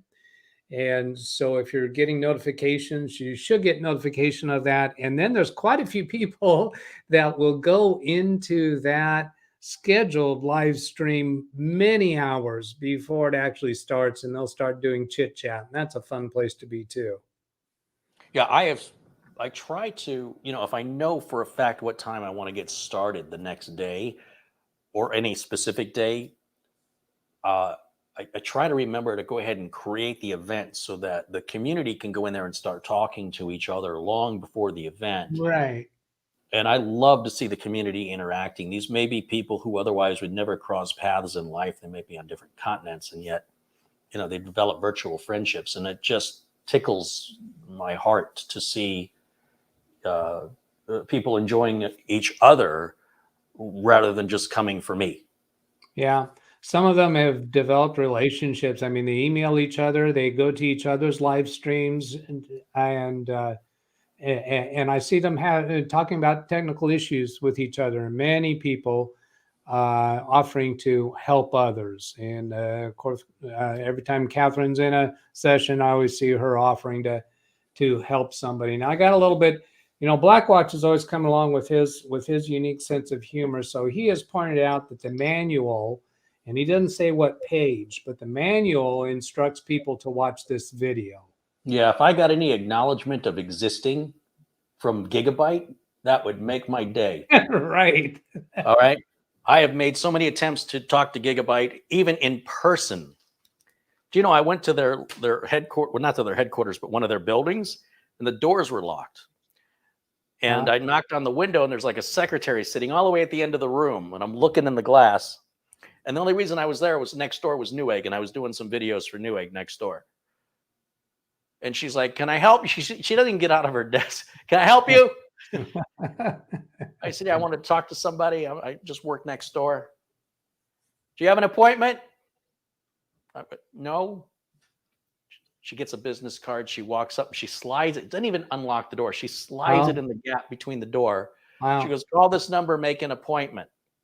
Wow. I call the number. I leave a message. Nobody returns my call. I call again. I leave a message. I'm like, "Look, I'm only here for the weekend. You know, I'm here for a couple days filming up until the weekend. And, you know, my time is limited. I'd like to talk with somebody. I work with Newegg. We're right next door." No return phone call. I said, "Okay, I won't call a third time. I'll take a hint." Yeah. All right. Now, I have to ask, was that during COVID? No. It was before like- COVID they were doing that. Okay. Yeah. Yeah, that's different. That's different. No, I was Newegg and I had gone separate ways long before COVID. Oh yeah. Okay, that's All right. right. We're going to skip the internet here so we can create a local account. We'll just call this, what do we call this? User. And no password. We'll leave that blank. And I like to turn all this off except for location setting.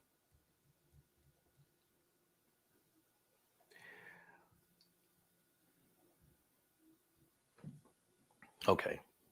Sorry to interrupt you there. I just wanted to go through that. Yeah, let me respond to a couple things. Matt Power is saying no drinking on the job, and Carrie, you probably haven't noticed this, so I got to show what I'm drinking here. Yeah, it's beer. It's root beer. Henry Weinhard's root beer.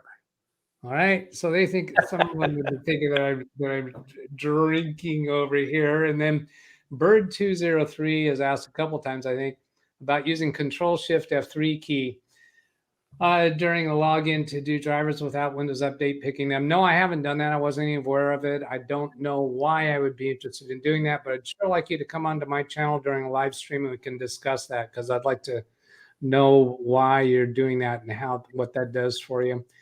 And then let's see, there's another one. Paul Robinson says he just subscribed to my channel, so thank you so much. And it looks like Joseph Neal's also saying the same. So does root beer taste better in the bottle than it does in the can?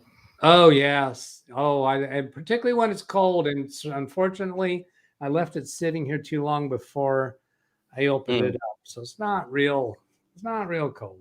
Can you tell the difference between birch beer and root beer? I don't know. I don't know what birch beer is. It's root Is beer. it bark from a tree? I'm not sure, but when you go to some stores like Sprouts or you think I do that? I don't know, you got to go to a store.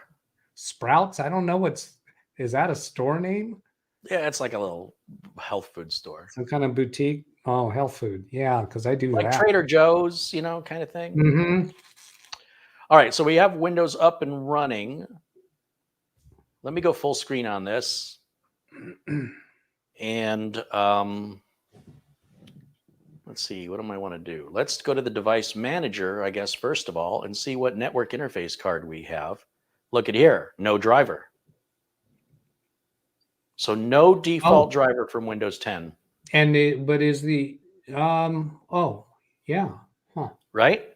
Well, yeah, but that's what Matthew sounds consistent with what Matthew said. He said the Ethernet controller wouldn't work at all until he installed the driver from the CD that came with the board.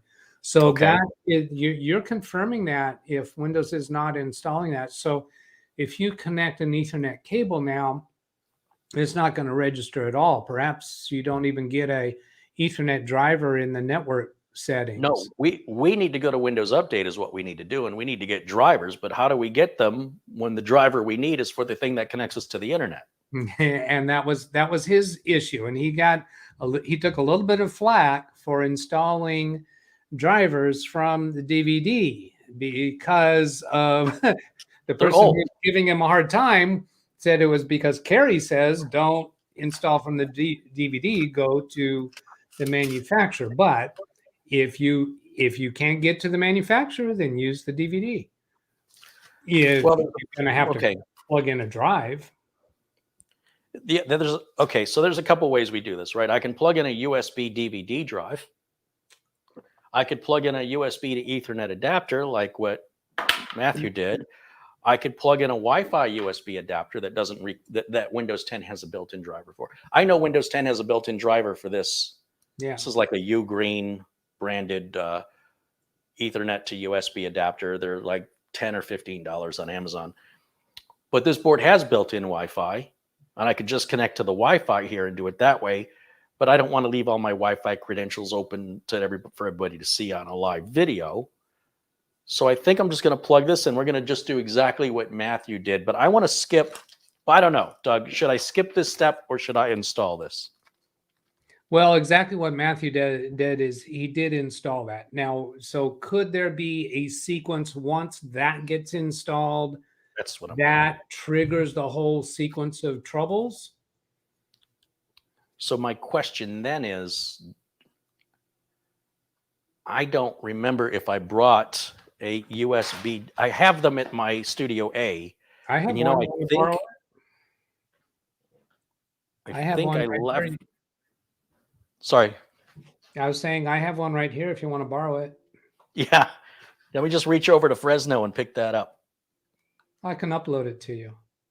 You can upload your download some RAM too. Yeah. I need to make a note to myself. This is now the third time I have looked for it. I'm making a note to myself right now. All right. USB DVD. I have 2 of them at Studio A. Right? So that does me a lot of good here where I need it. Sam, okay, but right. what I can do is I do have let me go back to my main camera here. I have a brand new DVD drive and we can just plug it in. Sure. Doesn't have to be an external drive. Responding to Sam Lazar, I do not have updates on the custom Windows 10 11 ISO images. Okay, so for me to do this, I need to shut it down. You don't want to be plugging in peripherals when the power's on. Right. So we'll go over here. We'll close that. And I want to get this out of the way. I'll just tell it, get started.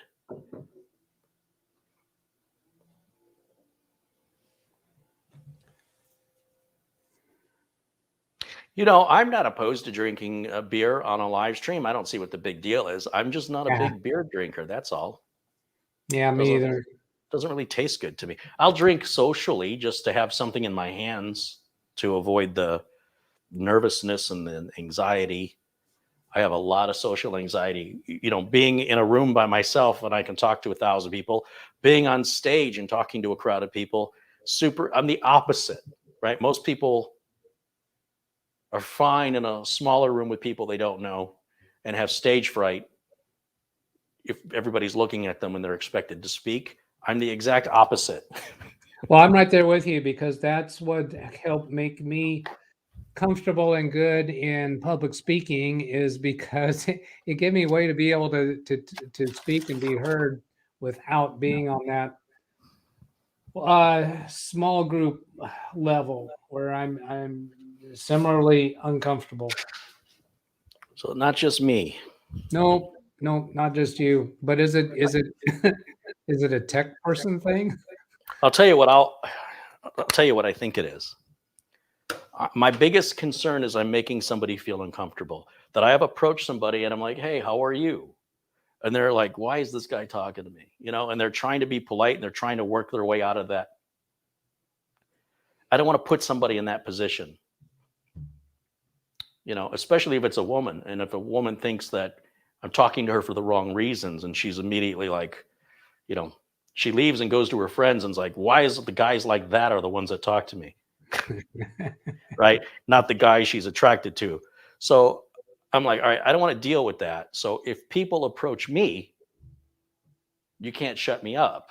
But I won't initiate a conversation with somebody I don't know in a party. And if I know somebody at the party, I will stick to their side the whole time.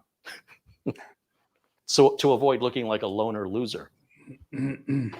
Yeah, it's very awkward and uncomfortable, and I do everything I can to avoid it. But yeah, put me in front of a crowd of people on the internet or even on a stage, and I know they're there to see me, right? Then I'm not bothering them. Or I'm they fine leave. with that. Yeah, so that's what I think it is for me. What do you think it is with you? That I'm not good with small talk. I'm not a good entertainer in a small group. You know, when I was young, or forget when I was young, pretty much all the time in the dating scene, a girl would say, "Well, I want a man who makes me laugh." And that's not me. I'm not. I have a sense of humor, I think, but I can't just make a person laugh. And so I get uncomfortable in small settings that way. One-on-one, I'm really good. Having a one-on-one conversation where there aren't other people to compete with somebody that I like, I can get into really deep conversations. Not so much entertaining, but we can go deep. And that's something that got me in trouble in the dating world, is I'm a good listener. So I always got the girls who wanted to talk. Too much. Oh, let's see. I got some people hitting me up in red, talking about how to load the drivers and such, and compliment from David Ice. Thank you. He says you guys are awesome. Let's see. Madi contributed $50. Hey, thank you, Madi. And Oystein with 100 Norwegian krona. Thank you, Oystein. Oystein watches us in Norway. Awesome. How cool is that? Thank you, guys. All right, so DVD drives got the SATA cable, power cable. I just plugged it into any SATA port. I don't know what number it is. It should be fine. Okay. We'll flip this back on, turn this back on.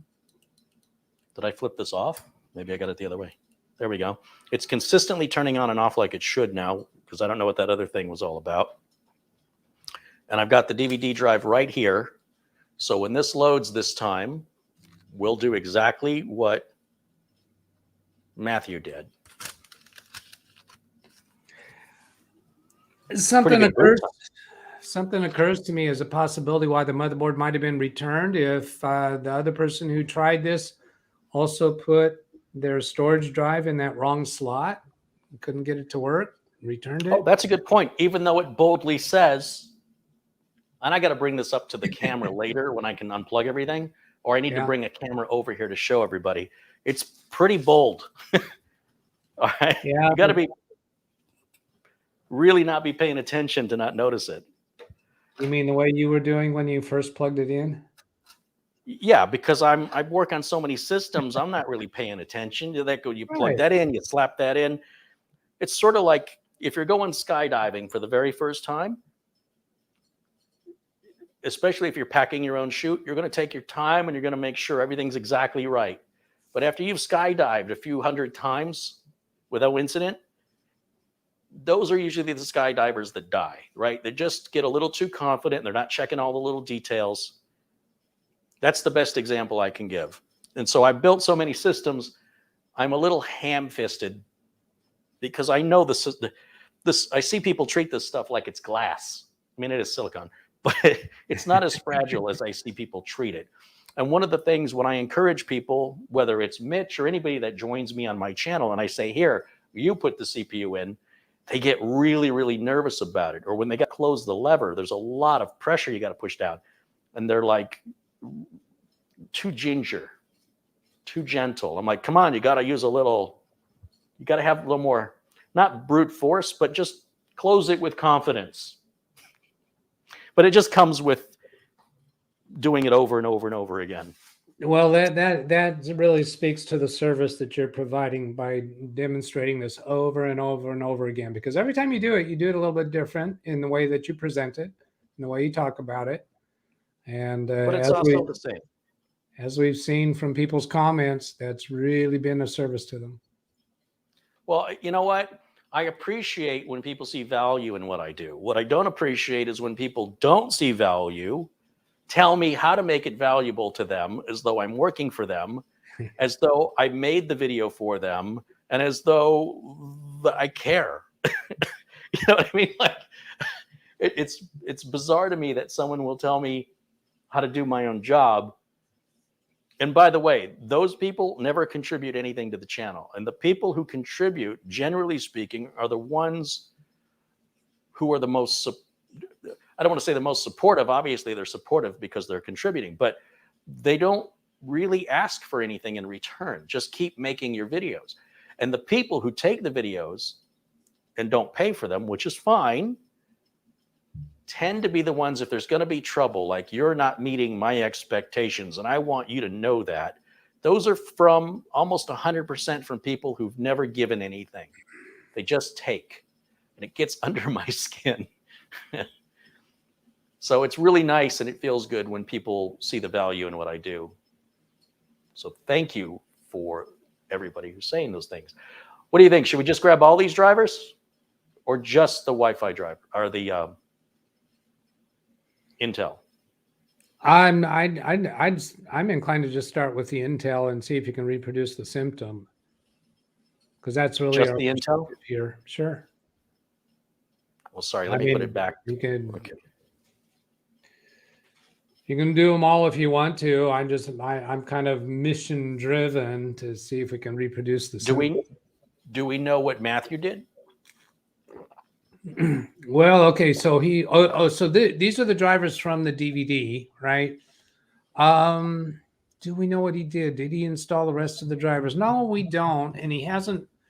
I haven't seen him in the chat. Matthew, if you are watching, please speak up in chat. Because I don't know if any of these drivers might be related. Yeah, that's a valid point. Is that could the other drivers have had an impact on this? What does chat think? You got any big votes on which way we should go with that? Oh, we're going to get a 50-50 on this, I bet. Probably. Let's go with what Doug would do. All right. So you want me to just do the, you want to stick with your original answer? Well, we do have one of Blackwatch says that Sam, that Matthew only loaded the LAN driver. So Matthew may have told us that in the video, and I don't recall it.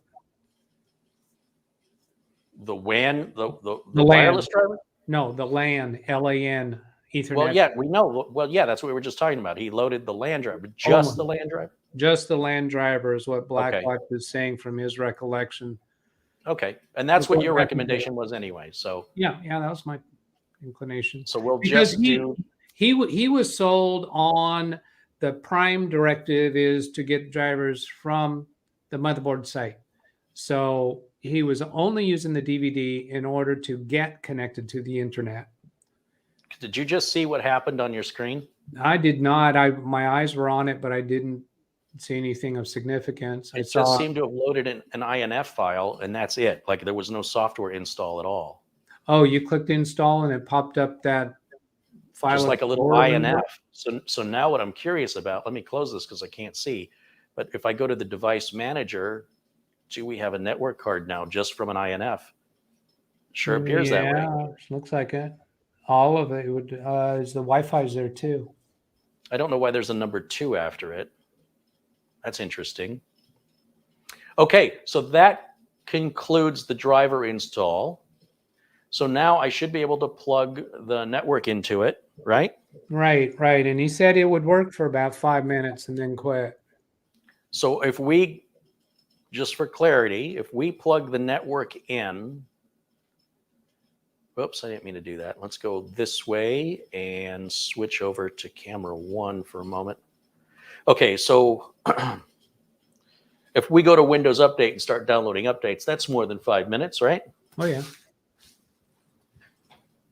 So let me grab an Ethernet cable and we'll plug that in right back here, like so. Hey, it didn't switch off on me when I moved it around.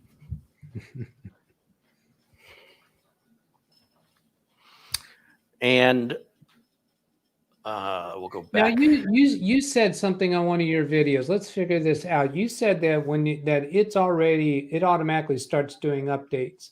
And I don't find that to be true on the manufactured computers that I set up for clients. And I was wondering, is that a difference between doing a install onto a client? See, you're actually having to click on check for updates. Yeah, but it's already updating required drivers and updates in the background. That's why you'll see many of these may fail because it's duplicating them. And that's also why you'll see a screen flash when it brings in a video driver. Yes. You even Yeah, your start screen will go like black and then it'll come back again. Sometimes everything will look real small afterwards if you didn't have a driver before. Right. Oh, Donnie says the Wi-Fi driver is number 1 and the LAN driver is number 2. Interesting. That's not usually the way that works. Usually the parentheses with a number means it's a duplicate. Yeah, I not would this, think so. not a different. But yes, so we may see some of these updates fail. And what I'm telling people is don't worry about the ones that fail. Don't think, oh no, something is wrong. What's happening there is you're getting some updates that are duplicating in the background and they happen to start first. So they took priority so that it's like trying to install a program twice. Well, it's like you start to install Microsoft Office and then you kick off setup again while Office is installing. One of those is going to fail and it's probably going to be the second one, right? The one that starts first will be the one that finishes. The one that starts second will be the one that's incomplete and will fail. So if you have a problem, if when you go back to Windows Update, you still get the same update again that failed, usually it won't offer it again because it was already updated in the background. Does that make sense? Yep. Now, this bothers me that we can restart now, but clearly it's still busy doing stuff and I don't want to interrupt it. So even though we have the ability to restart it, I'm going to just be patient, let this finish. It's moving pretty good. We so far haven't lost any internet connection, although I don't think it's been 5 minutes. This internet's a lot faster than what I was using in the past. We'll see how that plays out here. Now there is an Intel item there, so an Intel net. So the potential that it's actually installing an updated driver for that Ethernet adapter is kind of high. So if it does fail on us, is it failing because the 5 minutes has expired, or is it because a new driver has come in? And then I'd also have the same question for Matthew as to whether after the 5, was it that an updated driver came through after what he was reporting as 5 minutes? I'm sort of regretting not looking at the version of the driver before we started this. Can you go to it now? No. Well, I think we're probably going to get the driver that just installed, but I suppose it's something. It's a piece of information. Yeah, it's something to see. We can look back at your video on what version you were working with. I don't remember what it was, but if I right click on the start button, go to device manager, then go to the network adapters, and then double click on the i225V and go under driver, we should see a version. This says 1028.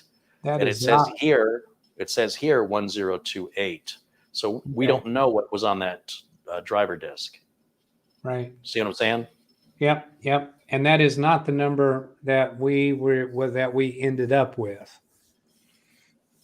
I want to say it was like 1.4.1, something like that. Yeah, it sounds like vaguely familiar to me as well.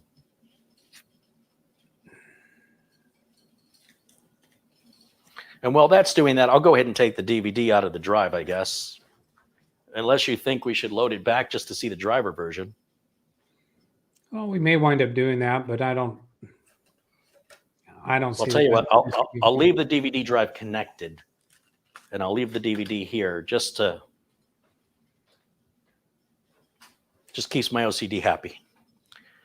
All right, everything. Isn't there a way in the device manager? I've never tried doing this. Isn't there a way to revert the driver of a particular device back to prior? Yes, there is. We double click on that, We go to driver, rollback driver. Yeah, right.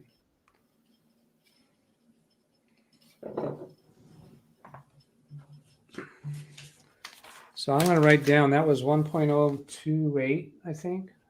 And what we got was 101.4. Oh, that was the prior one? Yeah, now the screen blanked out because the video driver just went on.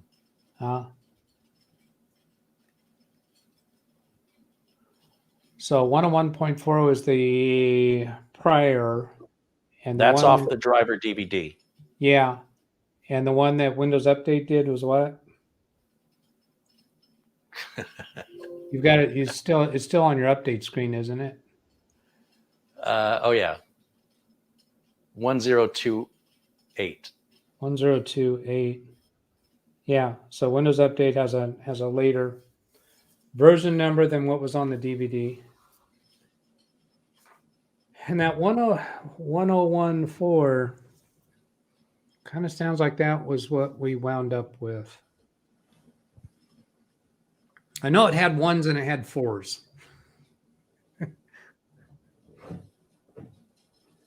I got some people hitting That me should up. whittle it down by 2 numbers. Yeah.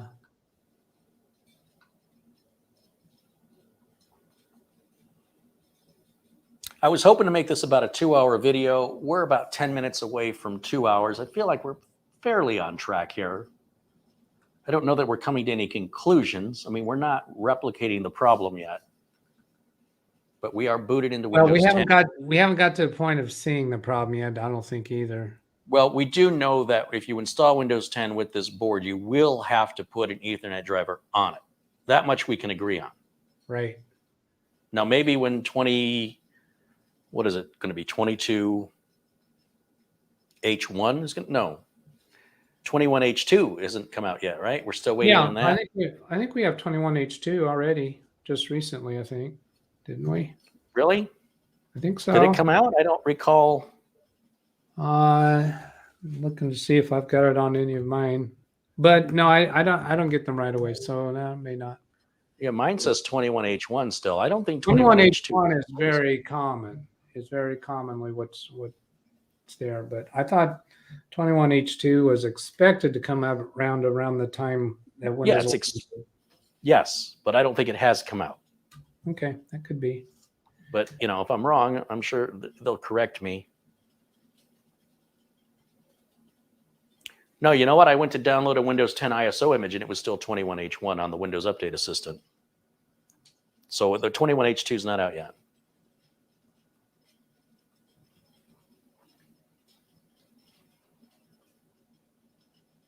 Now, when he was live with you, it looked like his internet problem was instantaneous. It wasn't 5 minutes. It was. There's a point to that. How do I answer that? I'd say what it was that when he would go back to the device driver on the DVD, it would work for 5 minutes, but any other device drivers beyond that would not work at all. I think I'm saying that right. Well,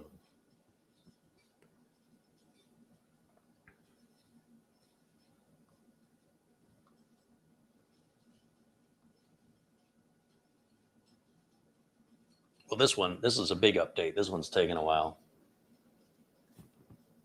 Hey guys, if you enjoy the content, be sure and let the creator know. And you can do that by hitting that thumbs up button underneath the video. Just give that a little click. And if you enjoy my content, you want to be made aware of when I post new content, click subscribe and click the bell icon to turn notifications on. If you have notifications turned on and you're not getting the notifications, go into your YouTube account settings over the top right corner of your account and under settings and look under notifications for how you're choosing to allow YouTube to contact you. Make sure that those are current and active. That usually corrects the notification issues. So the thumbs up and the subscribe button. We got a few comments regarding the 21H2 that Windows 11 has 21H2 out, but not Windows 10. Yeah, I don't know what version Windows 11 is. I thought Windows 11 said something like it was Windows version 10 point something. Well, some people in chat that have it say that it's the 21H2. Because I think they're doing the same version numbering. I'm getting a little light flickering in this studio. Oh. That's unusual. I just had I had 2 brownouts. Hmm. But apparently they were so quick, it didn't interrupt anything.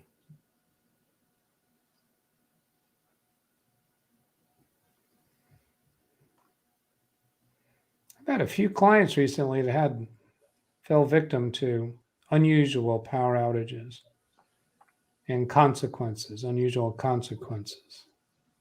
You know how things just kind of run together. We get a few service calls that are kind of similar to each other. Yeah, it's weird how that works, isn't it? Yeah. You won't hear anything for months, and then all of a sudden 2 or 3 clients will call you with they're unrelated clients, but they have a related problem. Yeah. Yeah. John Wilson's joining us in the chat, says hello, welcome in. John, good to see you, or Jack as we call him. He says, my network has been down for 2 days. Your network or your internet? If your network's down, I can help you. If your internet's down, not so much.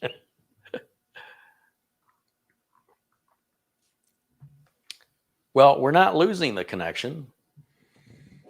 I mean, I'm not able to replicate that issue. And what I would do, and I think you did this on your video, Doug, was to go to the Intel Driver Update Assistant and just grab the drivers directly from Intel. Yeah, we did.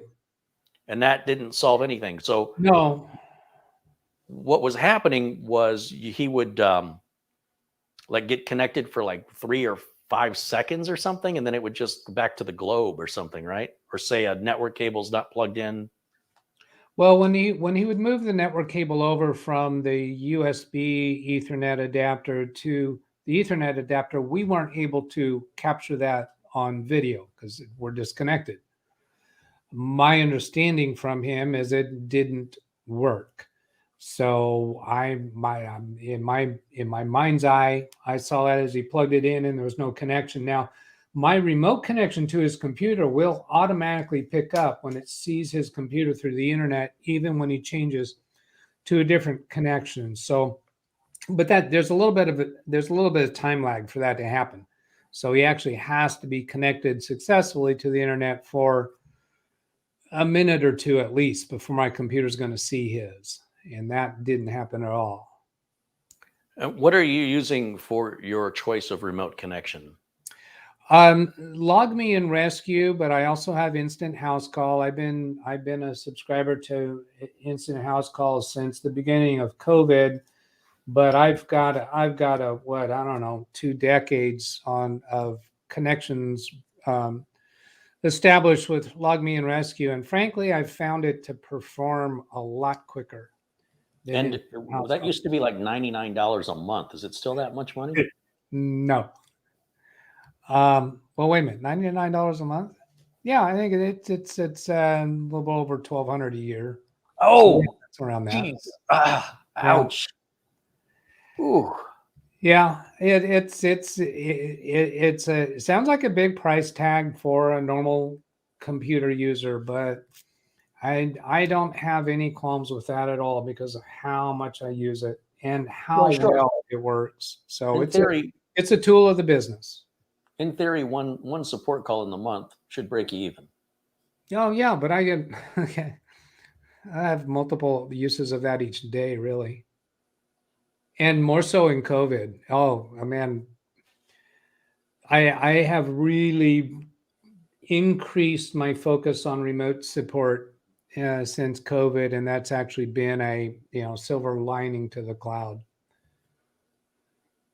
But I still keep Instant House Call. I do have one client with a sub account, and that was really the selling point for me to buy into it, was because of the sub accounts they were doing during COVID. And apparently they're still not charging me for sub accounts, but I can charge my clients for sub accounts. but this one sub account just recently started, so I've mostly just been carrying the subscription as another tool. It's like a carpenter has multiple hammers in his toolbox. Sure, of course. And I wanted several times to, and I've tried several times to try to explore with the tools, the DX7, whatever that's called, the tools that are in it. And it kind of feels like drinking out of a fire hose. you have a lot of experience drinking out of fire hoses? Yeah. Well, it's just that when I connect remote to a client's computer, I usually know what I want to do surgically. And the tools seem like they're a little bit more, I don't know, big picture. It's like if you don't know what to do, then use these tools to try to find what to do. Oh, I don't know if I agree with that. I think those tools are there for certain kinds of work, and then you don't have to, upload tools to the client's machine remotely. They're already part of the software. I think it depends on the kind of work you're doing. Yeah, it but does. also, of course, the way you choose to work. I mean, you may choose to just, load on tools manually. Well, I actually don't. I don't really use much of tools. Usually, when I'm connecting remotely, I'm doing the fix myself, and it doesn't even need a tool. Yeah. So yeah, but I mean, if you're removing a virus, let's say, there's usually we technicians usually have our favorite, tools that we like to use for virus removal or resetting a WinSock. Well, we haven't had to do that in a long time, but resetting the networking. Yeah, and I haven't done a virus remediation for a long, long time. So I'm looking now at the driver version, and we're still on the original 1014.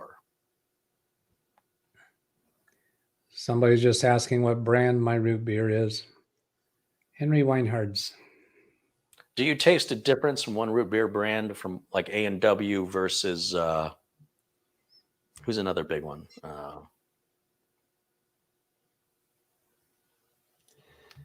What draws you to that brand? Oh, randomness. I just Price? I just and pick this one. I recognize the name. I have another one that I've been that I drink that was recommended to me by a client. I've got it in the refrigerator right now too. I don't really drink a lot of root beer. It's kind of what I do for a change of pace. I gotcha. And I used Pepsi as my soda of choice, but I really turned away from that recently. Kind of similar, I think, to what you said recently. And I've been doing some more juices and a lot of water.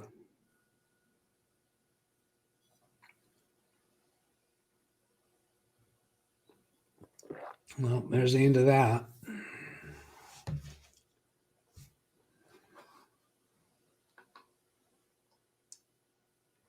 Yeah, driver version 1014. We're connected at a gig. Everything's working like it's supposed to. Are you able to just let that run for multiple hours unattended and come back and check on it later? Yeah, absolutely. But this this checking for updates is taking a really long time.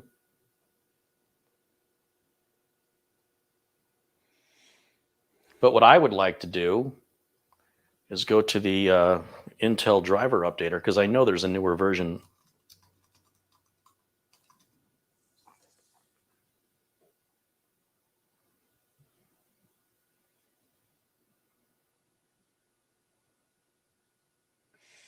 Oh, it's interesting. From Bird 203, Carrie won't go off of 1.1.4 driver until the computer downloads a newer version of the Intel driver. Rollback stops it from updating until Windows version changes. So you did the rollback. So did we interrupt it from updating to that one that No. Windows Update was trying to do? Well, it updated and it needed to restart, and then we rolled it back before the restart. It put it back to how it was. But So- now, look, my internet's not working. I mean, it says I'm connected, but I'm not getting anywhere. Oh. Look at this. Let me close it again. Let's open it. Let's go to YouTube. Nothing's happening. What do you have in the notification area in the bottom right corner? Is it a Computer monitor or wireframe globe? It looks good. Computer monitor. Actually, I take it back. It says network is connected. So it says we're connected, but nothing's happening. But wait a minute. I was thinking about it. There's definitely something freaky happening right now. Oh. I wonder if I can go back to the device manager, go back to the network adapter. Can you increase the size of that? I want to, oh, is it not? Yeah, you got it in 50-50. Oh, sorry. Yeah, let me do that. Make me small. There we go. I can just go full. Sure. How about that? Sure. And then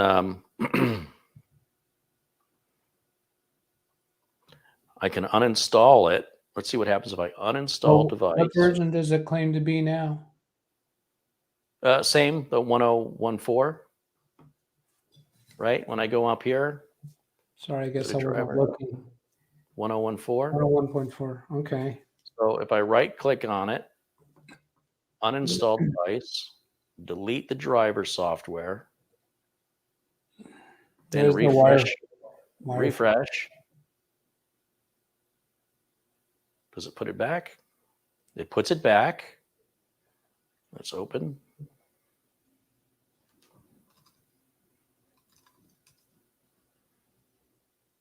Now it's working. Okay, so now let's go back to Windows Update.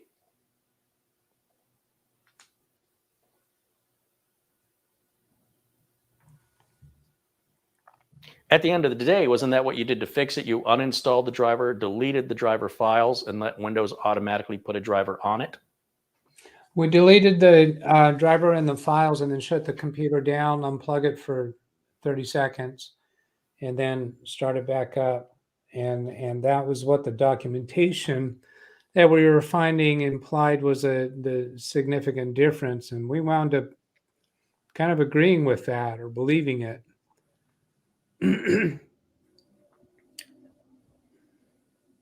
And actually, when we deleted the driver and deleted the files and then rescanned for it to automatically reinstall, that did not fix, that did not restore the Ethernet adapter until we shut the computer down, unplug it for 30 seconds, and then power back up.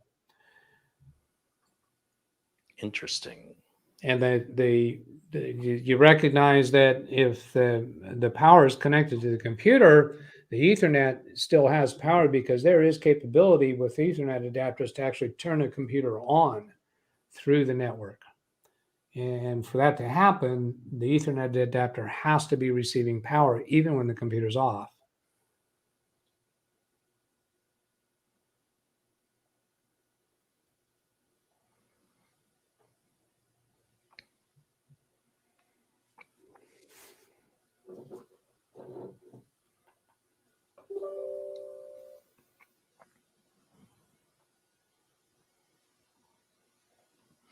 All right, we're going to restart. We're going to go to the Intel Driver Update Assistant and get the latest driver because this is my normal build process. Right. And then we'll have to find, I don't know, maybe I can stream one of my own videos or something to just keep the internet busy for 5 minutes. My videos usually go longer than 5 minutes. And Matthew is very much following your teachings. He's apparently a longtime viewer.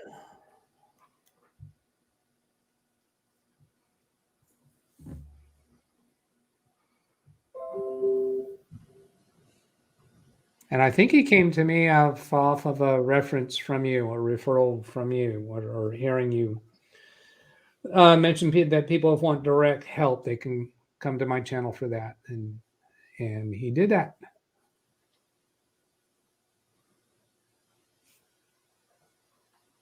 Good to know. Look, we have a new Intel wireless driver. That's all it's saying new, though.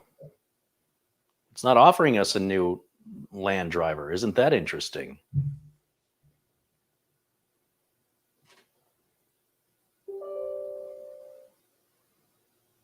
I thought for sure I'd get a video driver update.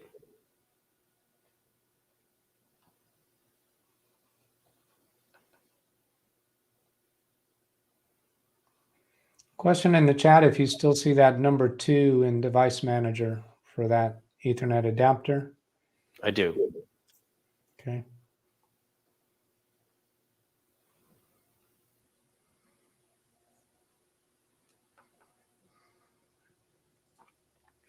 The other thing that Blackwatch points out when I did this, I did a Windows key R for run and then shut down /S/T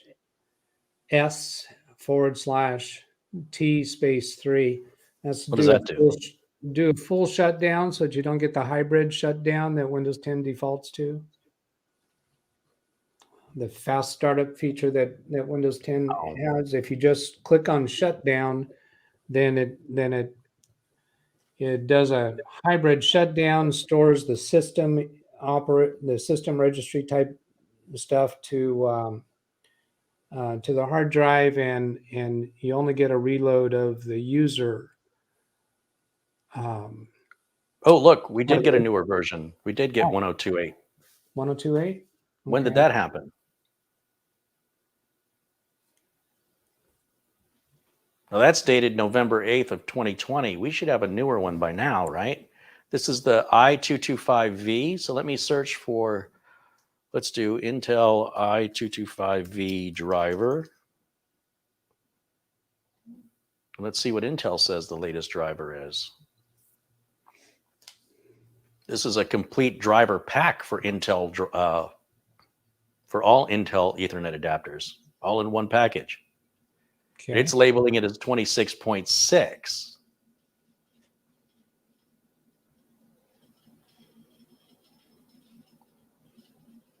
By the way, isn't that great phrasing? I'd like to read this to everybody because this is pure engineer speak.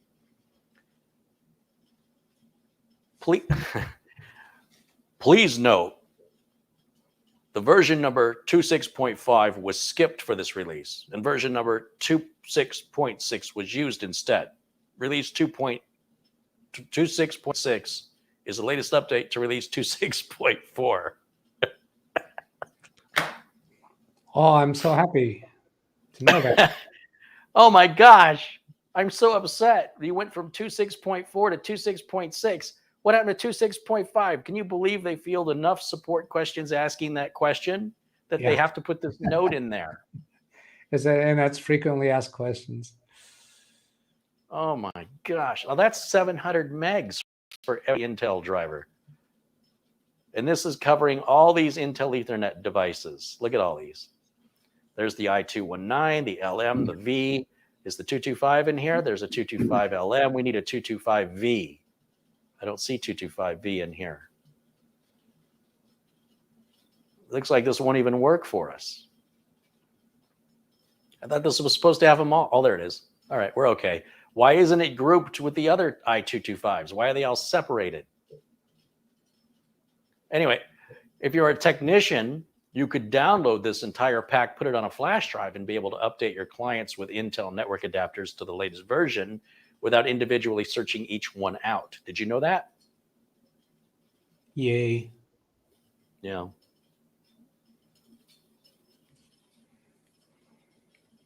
All right, now let me extract it. Oh my goodness. Extract.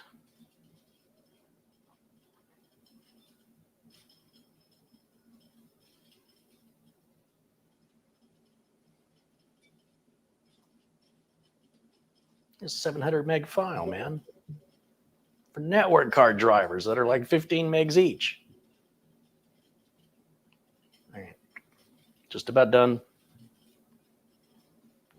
We'll run setup. Is there a setup? There's an auto run. What does that do? Install drivers and software. Okay, let's close all these other windows because they're confusing me. Do you want to close the following applications and continue? Microsoft Management Console. Yes. I think that was the device manager I had open. Okay, install drivers. Yeah. So it's going to auto detect which driver I've got, agree to the license agreement. This should be whatever the latest version is. We'll just click next and install, and then we'll check and see what our version number is now. So we went from 1014 to 1028, which is easy because that's just 14 doubled, right? Doubled. Yeah, I just noticed that just before you said that.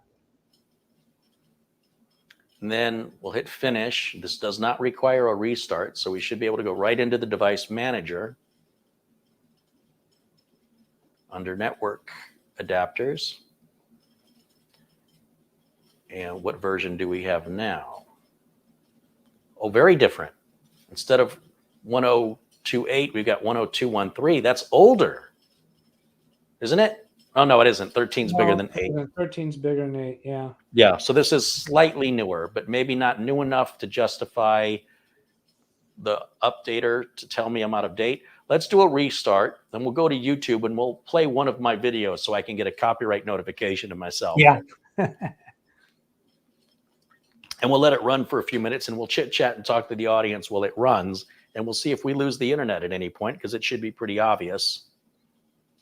Unless there's another idea on how we could do that. No, that sounds fine.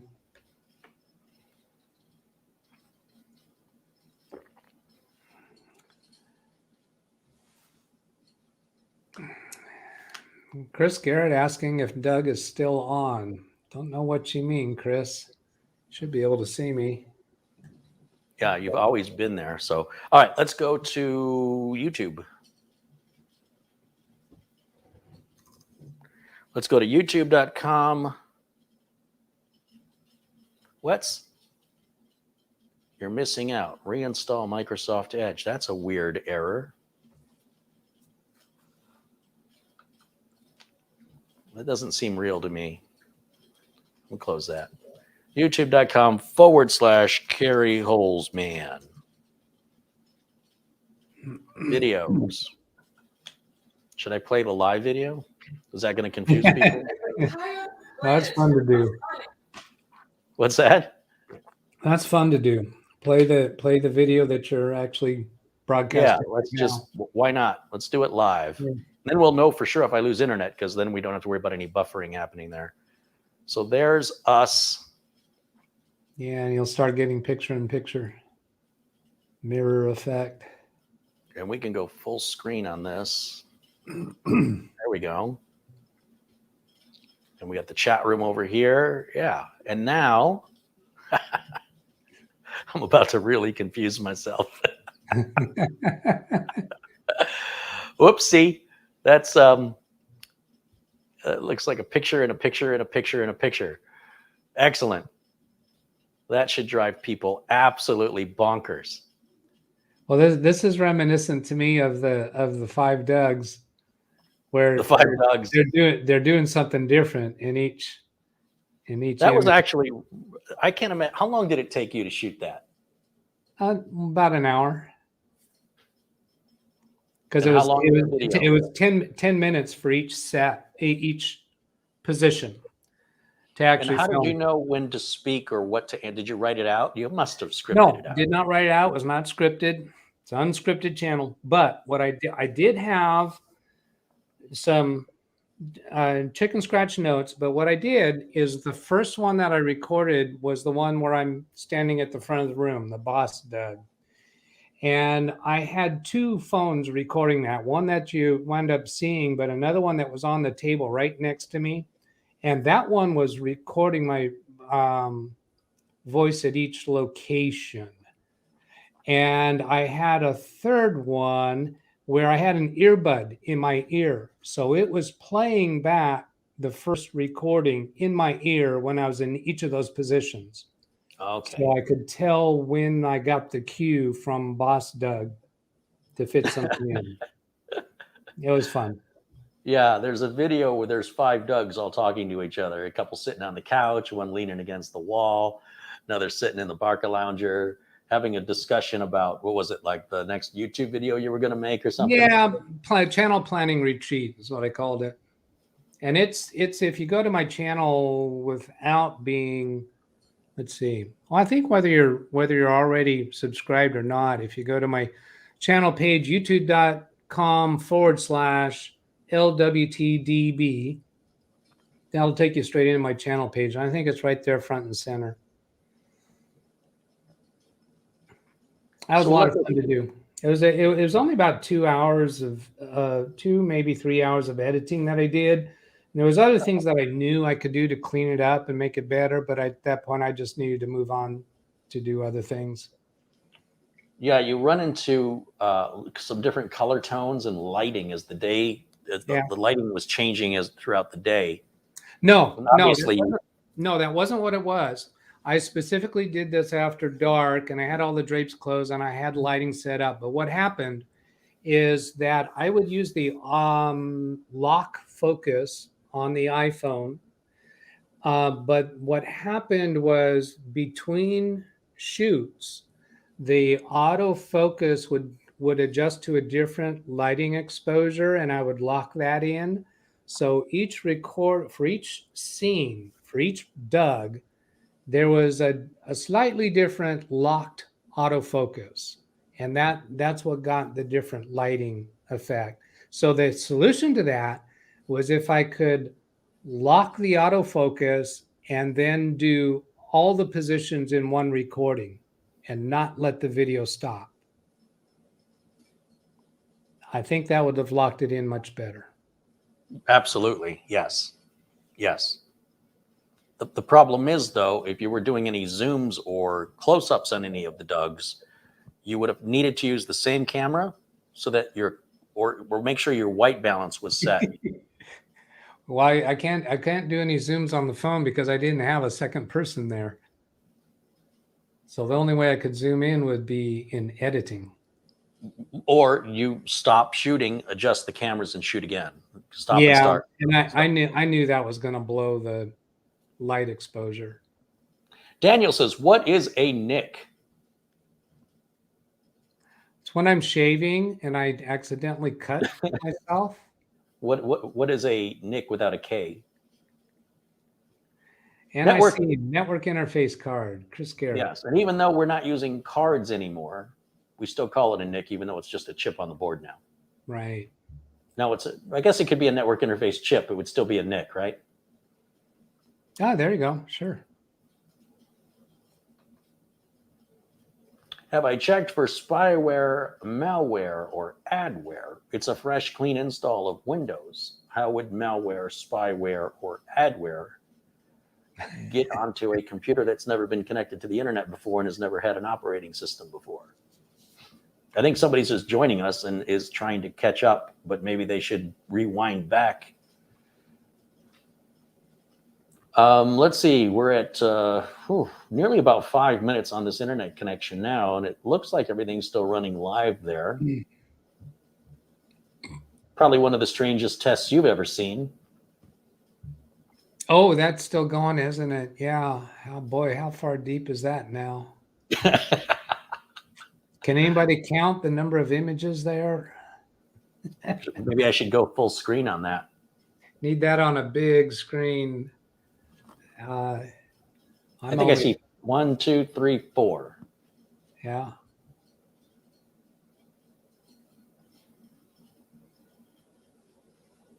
This is called video feedback, if guys, you're not familiar with the term.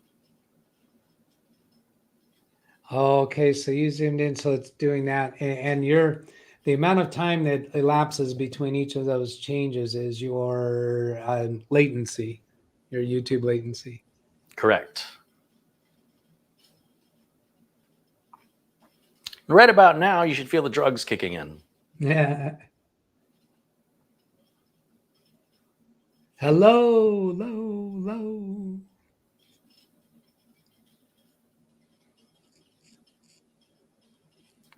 This is my video and a video and a video and a video and a video and a Oh, video. okay. Well, Bill Binder has a good point there, is you're going to get multiple copyright violations by doing that.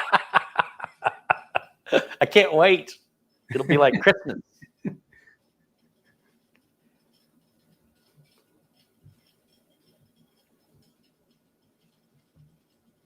I think I got my thumbnail right here. There you go. Now, how many do we see? 1, 2, 3, 4, 5, 6, 7, 8, 9, 10. I see 11. It's much easier to see the number of them this way. I don't know why. Yeah, I'm going to get a letter from YouTube. It's just going to say, stop it. The other thing it reminds me of is Get Smart. The cone of silence. No, that the hall with all the Oh, doors. in the beginning when he's going Yeah. to Yeah. control. Yeah. Yeah. Dun, da, da, da. Hopefully that doesn't get me a copyright notification. Dun, da, da, dun, dun, dun, dun, dun, dun, dun, dun, dun, dun, dun, dun. Oh, you counted 11. So Chris Garrett says, well, you got Windows 11 now. Who's got Windows 11? You just counted 11 windows there. Oh, I have 11 Windows. Therefore, that's Windows 11. Yeah. I guess. I see. I get it now. Yeah. When your client asks you, hey, what's up with this Windows 11? You can show them the thumbnail of this video. So they count how many windows are there. There you go. That's clever. I don't like it when the chat room's funnier than me. Come on now. I'm supposed to be the star. You're supposed to send me a direct message so I can say it. I'm teasing, of course. All right, so I think that's about as far as that tunnel is going to go. Yeah, and people get to watch their chat comments get smaller. A little thrill for the audience there. You're all famous now. Yeah, you can see the different scrolling from those chat windows as it goes back. Oh boy. All right, let's see if I can turn this back on. Yeah. Yeah. Had enough of that. Yeah. Moving on. But yeah, it seems like it's working fine, Doug. So Yeah. I have an idea. Tell me what you think of this idea. What do you use for a computer? You're using laptops over there? What's going on over there? I can't see. Oh, geez. What's your pre-built? Are they HPs? Are they Dells? You can just tell me what you got. Oh, I've got HPs, I got Dells, I got Lenovo, I've got a custom build. I've got my streamer is a custom build. It was built by DSO, Digital Systems Online, something like that. I How ordered old is it? from them in 2012. Oh, that's old. Oh yeah, it's old. It's old, and so I baby it a little bit to be able to do the streaming with Zoom and so on. Let me post an idea. Let me posit an idea to you. What if I put all this in a box, like in a Corsair 200R standard business case? You know the 200R? Yeah, I know that. That's you want a DVD drive, we'll throw it in there. We'll keep it just like this, but with a proper cooler, maybe I'll throw like a cheap Hyper 212 on there or something. Low end power support, good, but low end, 430 watts, and send it to you to use as a rig in your setup. And then that also will monitor the Ethernet, the LAN situation for an ongoing test. Because if it has a problem, who better than you to deal with it? All right, and expose it. And then in return, you will give me feedback over whether or not there have been any issues over the course of ownership. You get a new computer. I have no use for this board. I just wanted to verify. I just wanted to make this video with it. And well, I don't know. What do you think? Yeah, I'd love to do that. And it'll pay you for your appearances here. You're sort of me reciprocating the the money I make from the video or other videos. You've let me take portions of your other videos in the past and monetize those, and it's just a way for me to show my gratitude, and at the same time maybe give you a headache I don't want. But it may not be a headache. It may be a perfectly fine system. No, but I wouldn't sell this to a customer like this. I'm too concerned. I would need a few months of day-to-day use from somebody who's using it to tell me, hey, there's been no problems. But if that's the case, then it reverts back to what the heck was going on with Matthew Barnes. Yeah, I think, and what I would do is I would put in a little extra effort to try to replicate the problem. Meaning, I anticipate having ongoing communications with Matthew, and maybe I can even talk him into trying to revert his computer back to recreate the symptom on his computer, to try to narrow that down, because you provide a substantial service in discovering problems that are out there and giving people solutions to them. And they're more likely going to find them on your channel than mine at this point, because mine's not large enough yet. I'll get there eventually.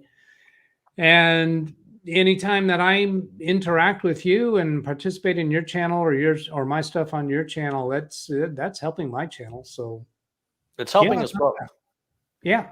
Great. I can assure you, me doing this by myself without you here, like if you said, hey, I'm busy, I would have done this without you. And I don't think I would have been as thorough as I have been, because you're there to say, hey, check that version number and stuff like that. I'm too impatient. I want to get through it. But then when I can't replicate the error, then I haven't really learned anything. Like, all of this exercise has resulted in me just as confused. I should have been able to replicate that problem. So I don't have a whole lot of time to play with it. So if you take it and you're willing to put the time into, trying to set it up, as you mentioned, to recreate that, be doing me a service. And then whatever you discover, I can share on my channel, and you'll have a good computer out of it. I think it's a win-win all the way around. Yeah. I'm buried up to here in computers. I need to get this out of here before people have to send a search and rescue in to bring in the dogs and find me under a pile of motherboards. And then the related piece there is, as people come to find your video and watch the video, because it's identifying a motherboard and a problem that maybe they are having, is I'll put out the invitation for those people who are watching this video, replaying it later, because you have this motherboard and you have this problem. I'd invite you to contact me and let me put your story on the air, so we can maybe accumulate a few more of these stories of this motherboard that having this problem. Yeah, because I posted that link about this chip, this network interface chip, having this error, but we're not seeing it. But we did see it, but we're not. Same exact board Matthew Barnes has. Same exact board. Not seeing it. So, all right, let's do that. Do you want a DVD drive in it? No. No need. Good. No then that's need. less cable management for me to do. Don't bother with the cable management. No? No, don't bother with it. Or just do it. Just I do don't know it. if I can send it without cable. Piece. You can't actually handle doing that, can you? The problem is I'm worried about the cable slapping around and shipping and slapping up against parts. Secure them enough to just secure it enough. Don't treat it like it's going to be a showpiece. You're really challenging. Look at it. You people in the chat room, you're watching Kerry right now. You know he can't do this. I'll try. I'm not making any promises, but I got two fights going on in my head. One, get it out of here as quickly as possible. And two, I don't want to do the cable management. Right. But I don't want to ship it without cable management. I was thinking when I get to the cable management, it'll take longer to get it out. But I want it out quickly.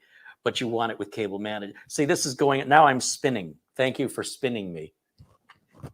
I was thinking about you on this subject earlier today, because I've got a computer that I need to do the initial setup and get it ready for a client. And that is the task that I think I procrastinate, similar to the way you procrastinate cable management. You'd rather not do that piece.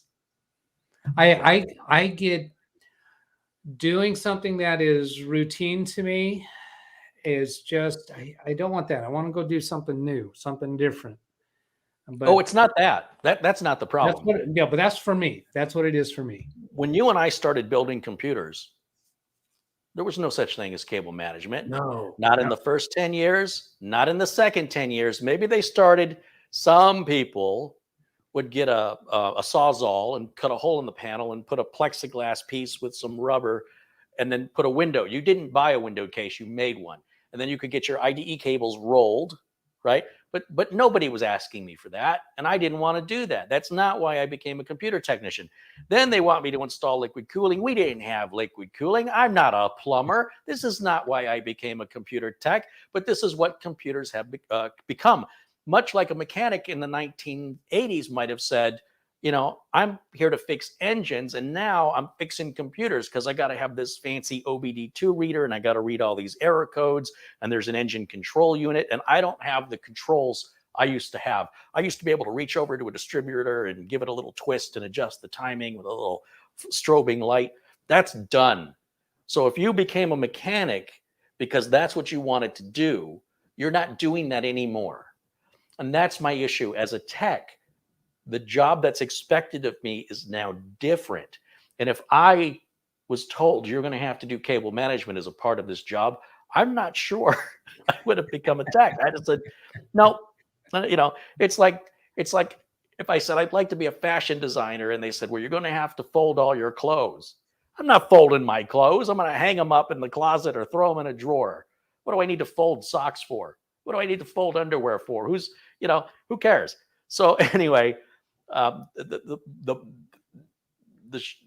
summary of this is simply that sometimes you start a career, and if you're in that career long enough, you'll find you're not, even though you're still doing that career, it's a very different type of work that's required from you. And if you don't like that kind of work, what's your backup plan? Right. Well, my backup plan is to call Photo Ray, say, hey, come over here and do some cable management and I'll pay you. And, he's not, let me be clear on this. He doesn't love doing it, but he likes that it's stress-free. You're not in an environment where you're getting breathed down the back of your neck, fighting a time clock. He can work at his own pace and, take a break when he wants to take a break. And as far as, if somebody's had some pretty crappy jobs in their life, I worked for $3.35 at my first job at Jack in a Box. And after a big rush, I stopped for a minute to pull my pant leg down because it looked like they were like being floods. You know what I mean? And the manager was behind me and she says, what are you doing? I said, I was just adjusting my pant leg. She goes, I don't pay you to stand around. Grab a mop. Like I couldn't get 30 seconds of my own time to just stop, right?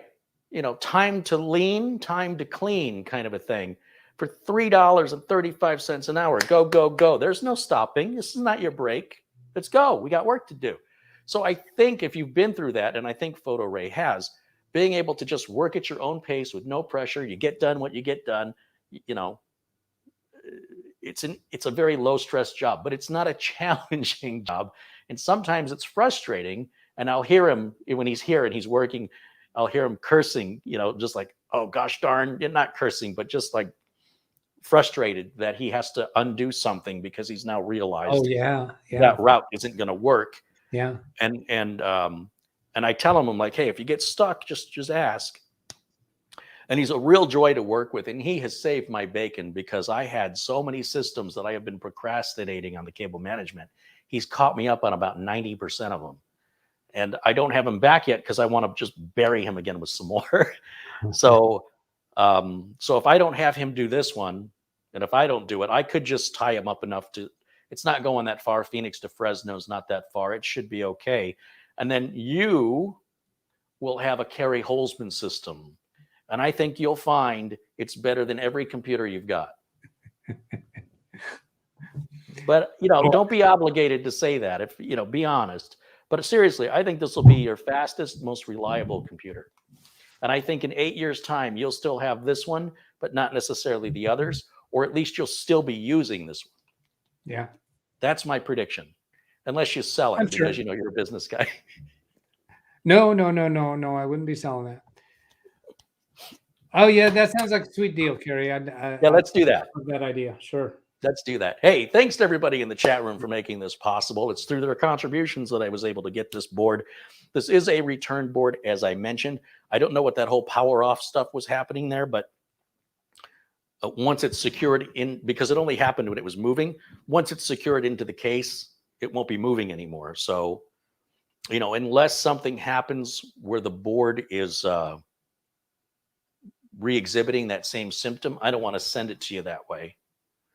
But I think that's all resolved because it's been powering on and off just fine. Yeah. And I just want to take one more look at it. Well, we've got you here because a lot of time has passed. We're still connected and it should still be playing, the YouTube video. Let's take a quick look. Yeah, I mean, it's playing it. There we are. The left side is the playback from just about 60 seconds ago. And then you'll start seeing the window in a window again, showing the latency. Yep. Yep. And we can make that, you know, a little wider there. But yeah, we haven't lost the internet this whole time, just so we're just clear on that.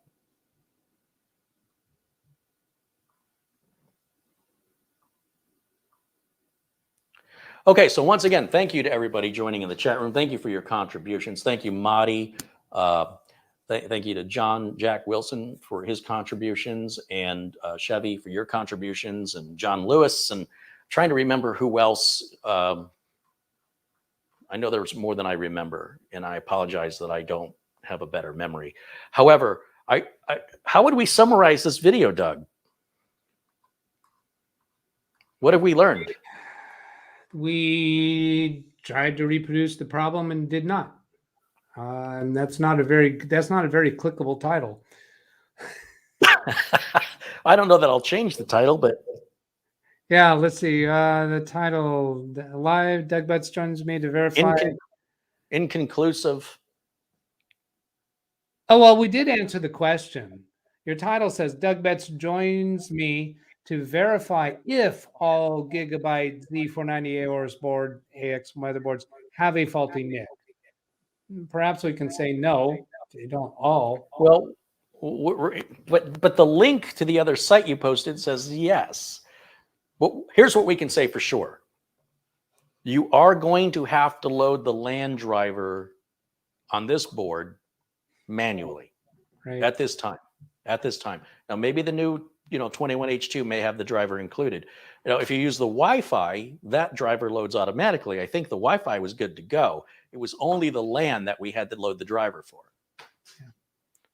And if you would attach the Wi-Fi to a Wi-Fi network and go to Windows Update, it should load this driver automatically.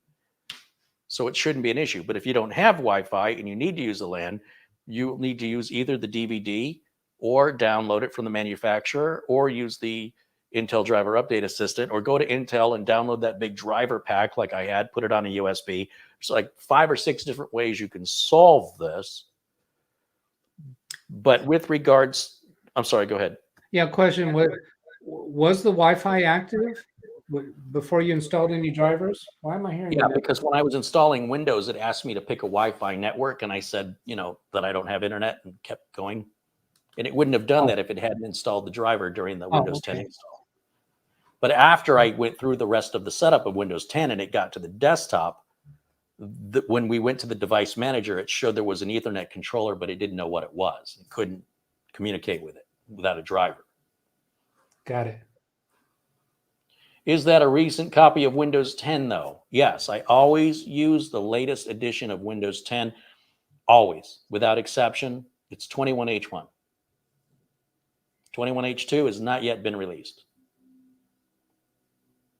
And no prior version of Windows 10 is going to have the driver, because any newer version of Windows 10 will have everything the prior versions, will carry forward. So this is a new chip. It hasn't been implemented yet into the installer. So that much we can conclude at this point, I think, is a fair thing to say, to assert. I think I would also say that it's an open issue as to it's how inconclusive at this time. Yeah. To be continued. But that just makes me want to get my hands on Matthew Barnes' machine, put it on my desk so I can see it. Because working blindly like that it can be so frustrating, because you're taking the customer's word for stuff that you can't see.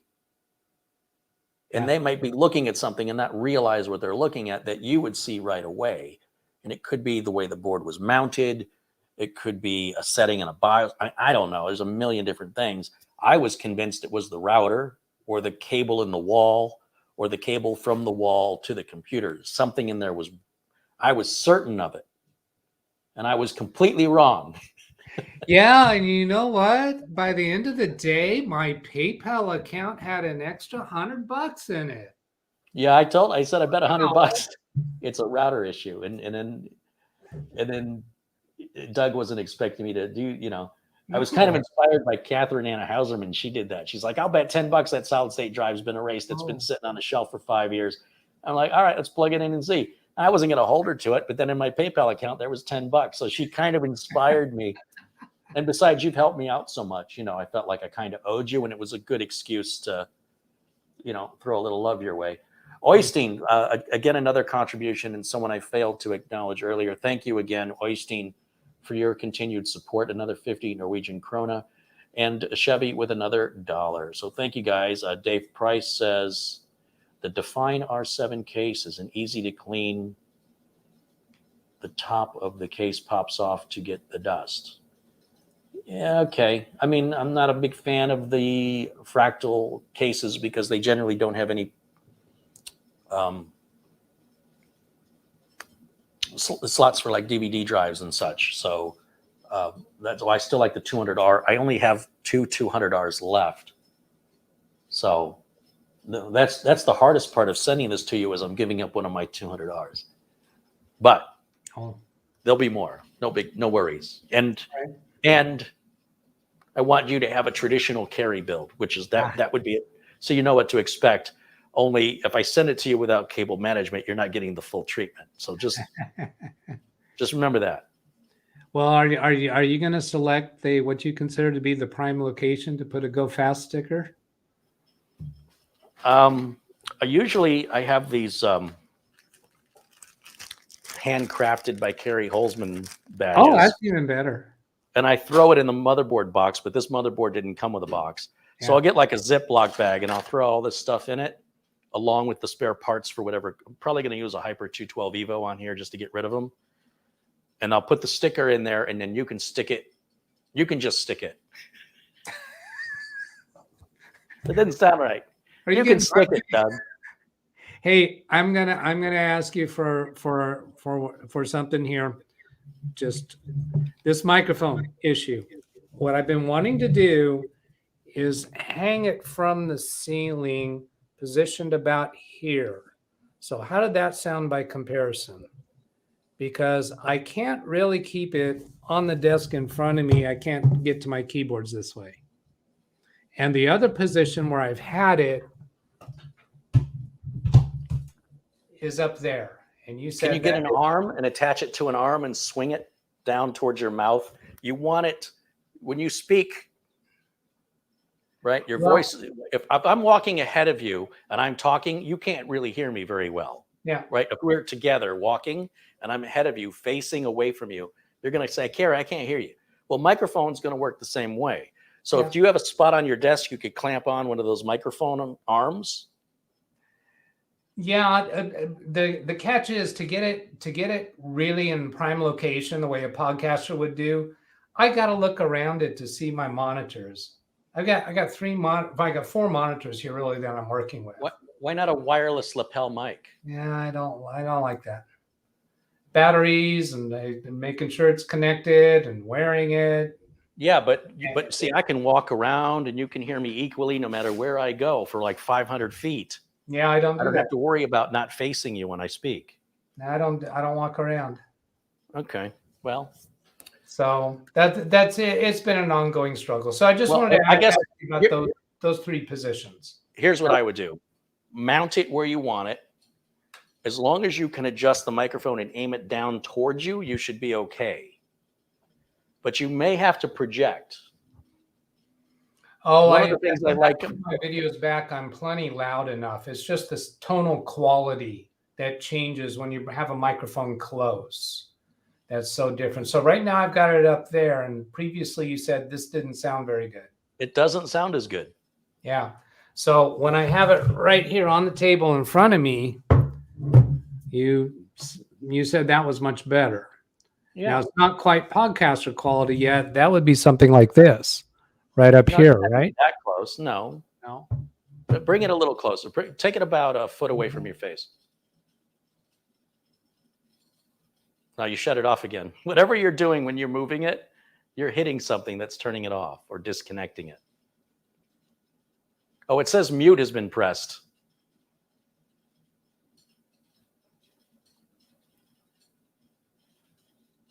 Yeah, I'm explaining. I'm explaining. I'm answering your comment, and it's muted. Unmute it first, Doug, then explain. Yeah, when I moved it around, somehow it muted within StreamYard. I don't know. yeah, and now you sound terrible because you sound like you're on the wrong microphone again. Now you sound like you're back on a webcam. Yeah, that's exactly what it did. I'm sure of it. So let's go back to the. It's like when you're moving it, it's disconnecting and it's defaulting to the next microphone. Right, right. So here, The stereo microphone. So there we're back to a better sound, right? You know what else you could do, Doug?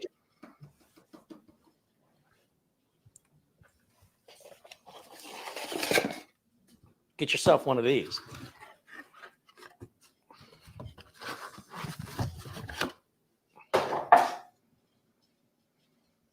I don't even recognize what that is. It's a pair of human ear. Well, it's a pair of cyborg ears with a left and right microphone inside of each one. What? So as I talk over here, my voice goes to that side, and as I talk over here, my voice goes to that side. Yeah. So those ears are actually microphones. Yes. And then it's got yeah. a base, just like a bottom of a microphone. You screw it down, and then you have full left and right separation on the size of a standard human head to give a stereo effect as you turn your head and talk. Yeah, because people want to hear me in stereo. Hey, ASMR, man. Do you know how much money this is? I am afraid to know what. And I haven't used it yet. I don't even know how well it works, but it could work well for you. Are you serious? I'm not. Yeah, it might be really ideal for you. It's a Why? $400 microphone, and and this is $400 because the input is a 3.5 millimeter input. The XLR input is $650, Oh, criminy. and they were sold out at $650. I don't feel at all attracted to that. No, No. but what if it sounded good? I mean, you don't need to be in a relationship with it. How would that sound good? I don't know. Just it looks like a gimmick for making stereo. That doesn't mean it's going to sound good. You Maybe haven't it'll tried sound it yet. You want me I to think test that? it'll sound more realistic, like you're in the room with people. Yeah, because that's what they want. I don't know. I don't know. It's just an idea. Now, are you pitching that for the 5 Dougs? I'm not saying it's a good idea. I'm just saying it's an idea. All right, well, I'll eventually come up with something. You know what? What if I drilled a hole in my desk so that the head of the microphone is just right here below my mouth? Oh, he's gone. What happened? Oh, did I blow it again? Did I make this thing muted again? No, I'm still here. I feel lonely. Master Singleton says that mic is amazing. Here we go again from Duncan E. I can't hear you. I can't hear you. You're muted. He's muted and he doesn't know it. Does this guy know what he's doing? He seems confused. That was a troll on my channel. I'm holding on to that as my tagline. So Mountain Bike says my mic sounds okay there. Daniel says I want to hear you in Dolby Atmos. I don't even know what that is. Check 1, 2 there. That should There, I hear you now. What happened? When I set the microphone box down, I hit a button on the keyboard that closed out StreamYard. And then when I restarted, it closed my browser. Oh, wow. As far as I know, I was still going. No, yeah, because you're still connected to StreamYard. All right. You were didn't actually log out. It just out closed of the browser, StreamYard. and I had to. Yeah. So I said, I feel then like I'm alone here, and I was. You were alone for a moment. Everything's okay now. How scary that was. So you're not a fan of the earbuds? Nah. All right. Well, it was worth a shot. Now, if I could get a substitute for these stupid things, add 3 hours. Oh man, my ears are hurting so much. Oh yeah, it get very uncomfortable. Oy. Yeah. Yeah. That's why I went with the wireless pack. I just find this a lot easier but I'm moving around all the time. But but you're not doing Zoom sessions, so you don't No. need something in your ear. Right. I can't play the Zoom session over the speakers the way I hear you now. What about a headset? Yeah. What about one of those little earpieces like what the Broadway people wear? Yeah, I was kind of interested in that. And then just get it wired and you don't have to deal with batteries. Yeah, but I always do favor wired. So that well, I think here's what you can do. I think you can do it the way you want. You're going to need to mount your microphone where you want it. You're going to need to be able to tilt that microphone so it faces your mouth. And then you're going to need to adjust your gain. And then probably when you bring up your gain, you're going to get a lot of background noise. And you're going to need to put a filter on that, some noise suppression, and compress that out of there. And then I think it's going to be fine. I think this guy's doing good for getting rid of the. Yeah, but when you crank up, you're going to have to crank up that gain. I'm telling you. If you get it too far away, it's going to sound like you're trying to have a conversation with me from 30 feet away. They'd be like, come over here and talk to me. Don't talk to me from 30 feet away. That's what it sounds like when you're putting that microphone too far. But you can correct it by turning the gain up. But when you turn the gain up, all that ambient noise is going to also go up. Yeah. Then you're going to want to put on compression or noise suppression. So, yeah, that's why those swinging arms are better, because you can really adjust them, put it over you, or put it directly in the path of your voice. You don't want it above you. This thing is just recent. I did have it out about halfway between me and the monitor, and that was working pretty good.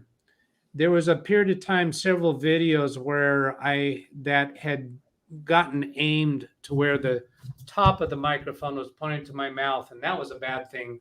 So when I got it turned back, and that sounded better. And then I wanted to try this foam thing, and I didn't have a way to set that right out in front of me, but I have a couple other ideas for that. I have another idea. It's an ongoing idea. I have another idea. Don't use that microphone. Use a boom microphone, like from who's the big streaming microphone maker? Sennheiser or no. Streaming microphone. I don't know what. Come on, chat room, help me out here. A big name streaming microphone. Yeah, they're really known for streaming. They're not known for professional production. They're really just known for streamers. Can't think of their name. And they make a boom that's really good. It's like $100. And if you put the boom in that little housing you've got, then set it aside, then it should pick you up perfectly. HyperX, Blue microphones. No, we're talking Rode. That's it, Rode. Rode. Look at the Rode boom. And just replace your microphone with the Rode boom. Still use that same housing and point the boom at yourself. And then you can adjust the gain on the boom. And that should allow you to be further away from the microphone. Okay, I'll look that over. People are saying my audio is good, but I've got a $600 wireless transmitter and a $600 lapel mic. So that's a $1,200 setup. And I've got two of them, right? Because I have Mitch on with me. So that's $2,400. And then that's still being adjusted in gain and compression and noise suppression through OBS. Mm-hmm. And the batteries last about 8 hours. I buy rechargeables. They recharge in about 20 minutes, 30 minutes. So at the end of every stream, I throw them on the charger, and then I put them back in the battery pack. They're ready to go. And in case I forget, I have a pack of AA's I buy at Costco really cheap that I can, in an emergency, grab and slap in there if something happens on a live feed, which happened last live feed with Mitch. Yeah, I did. I saw that. How the battery pack was turned on, I didn't realize it, and the batteries drained completely. So I just grabbed my couple of alkalines. I'm still on those same alkalines. They last a little longer, but about 8 or 9 hours is what I can get out of them. Yeah. My ideal scenario, what I'm trying to get to a point is to where I can just hit a button and start going. Yeah. One of the things down the road is going to be is to upgrade the streamer, because every time before I go onto a live stream with Zoom, I restart my streaming computer, because this is the 2012 vintage, and so it's a little underpowered. But the boom mic has a 9-volt battery in it. But I've had the same 9-volt battery for 3 years. I hate batteries. Yeah, but I've had the same 9-volt for 3 years. Of course, I don't use the thing very often, but when I use it, boom mic. huh? You're not using the boom mic. When you see my Subaru car repair videos, that's all using the boom, because I don't wire Mike. Mike is dirty and greasy, and he's crawling under cars. So he's not going to ruin my stuff. So I have the boom mic on one camera, and I walk around with the other camera, because I don't want to walk around with the boom, or the audio is going to go up and down and up and down. So the boom is fixed on a fixed camera, right? And then I walk around with the other camera. And then between the two cameras, I edit it together, and I sync the audio between them using the boom as the source, because the boom audio is super. When you say a boom mic, are you meaning a shotgun mic? Yeah. Okay. Because when you're using the word boom, I'm thinking of just the hardware, the boom that holds a microphone. It's right. No, it's a shotgun mic. The model that I'm referring to, I'm sure they still sell it. Let me head over to Amazon and look up Rode mic. See if I can find it. Yeah, right here. $81.49. Let's see if I can share the screen with you. Let's see if I have that ability.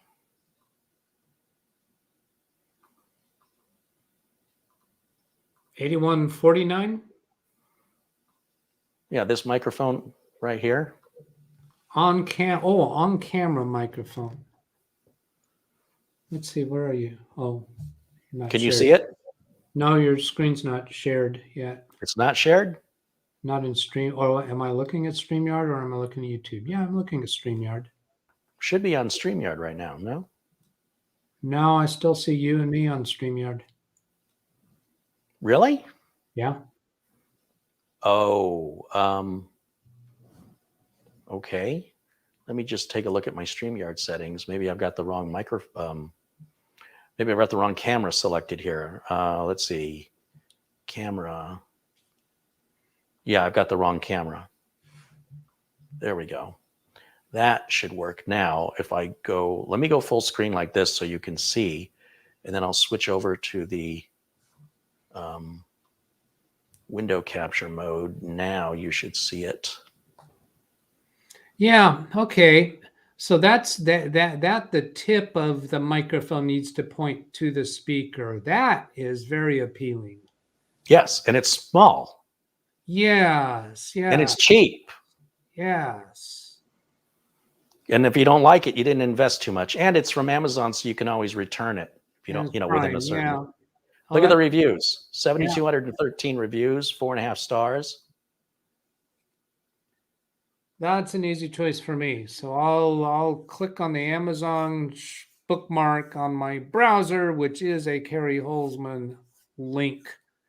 Yeah, if you guys want to shop anything on Amazon, please use any of my Amazon links that are in my video notes. You can even go to my shop right up here. We can go to amazon.com/shop/Kerry Holzman. I see Waddy Held commenting a shotgun mic might be too narrow a pickup pattern. I think it'd be fine for me because I'm pretty stationary.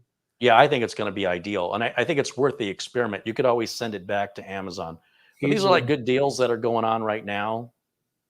You know, I kind of have these shopping lists. Anyway, if you click on anything in my store and then you want to go to, buy something, just type it in the search. As long as you're on the same browser visit, I'll make a small commission from that. And then I have other videos here as well.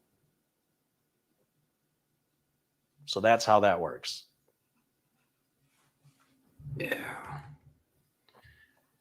Yeah, let's see if I can do this here.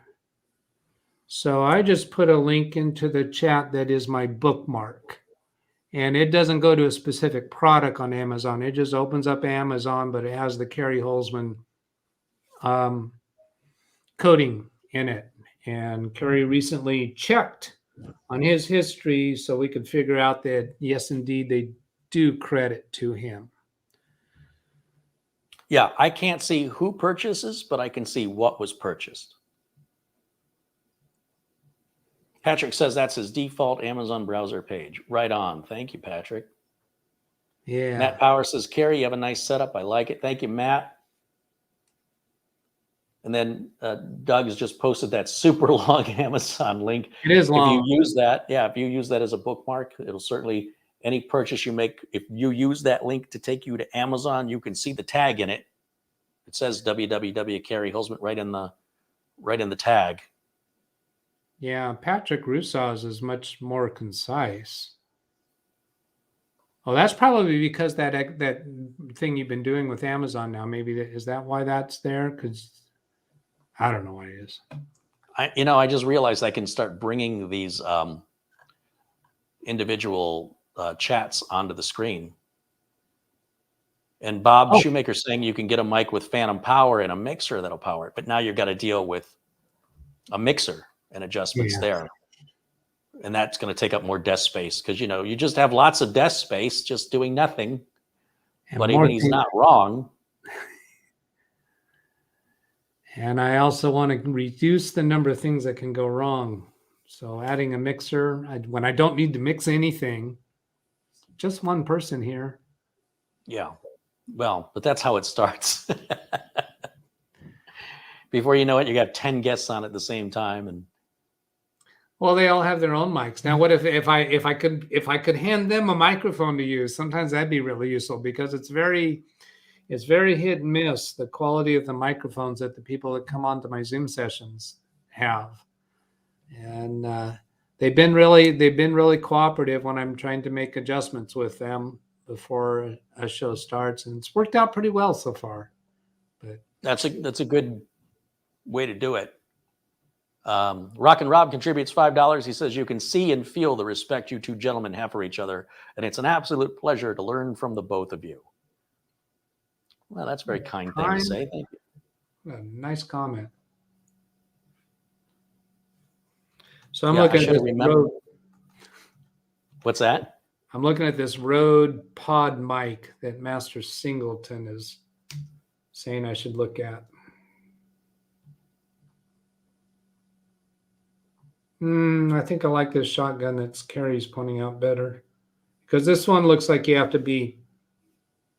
It's a microphone that stands tall and it's got to be 90 degrees to it. I like this shotgun mic that the tip of it points to me, because that's going to be taking up less space in my visual area.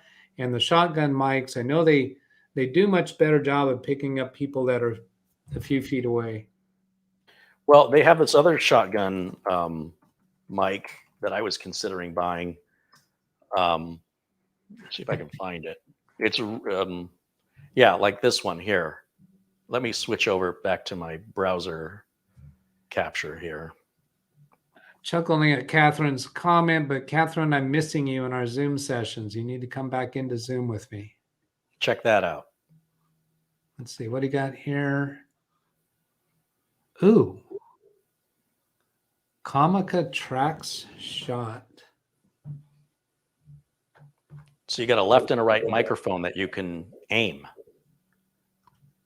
Now, that point has validity, because I do turn to computer 3, computer 2, computer 1. So I do have this. And look at this one. A little bit of an area. But you see, the price keeps going up. The more I need to stop shopping. These are really nice. What was that first one you had? Konica something or other? Yeah, that one is. It just looked a little cool. Right here. Oh, what's the name of it? Do I need to go? That's kind of a. Here, hold on. Let me turn that off for a second and go back to StreamYard and go full screen like this. Then I can go back over here and turn this back on for you. Is that better? Comica Trax Shot. It's twice the price though, but it's 2 microphones instead of 1.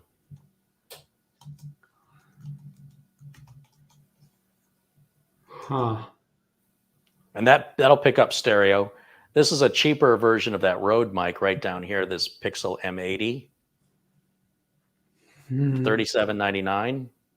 But you know, I wouldn't go cheap on it. No, no. no. But the one I was looking for is a stereo shotgun mic that's used for choruses. And it's really cool. And it's kind of like this. See how it has 2 microphones on it? This one's got 2, but that's not going to be good. This one's got 2.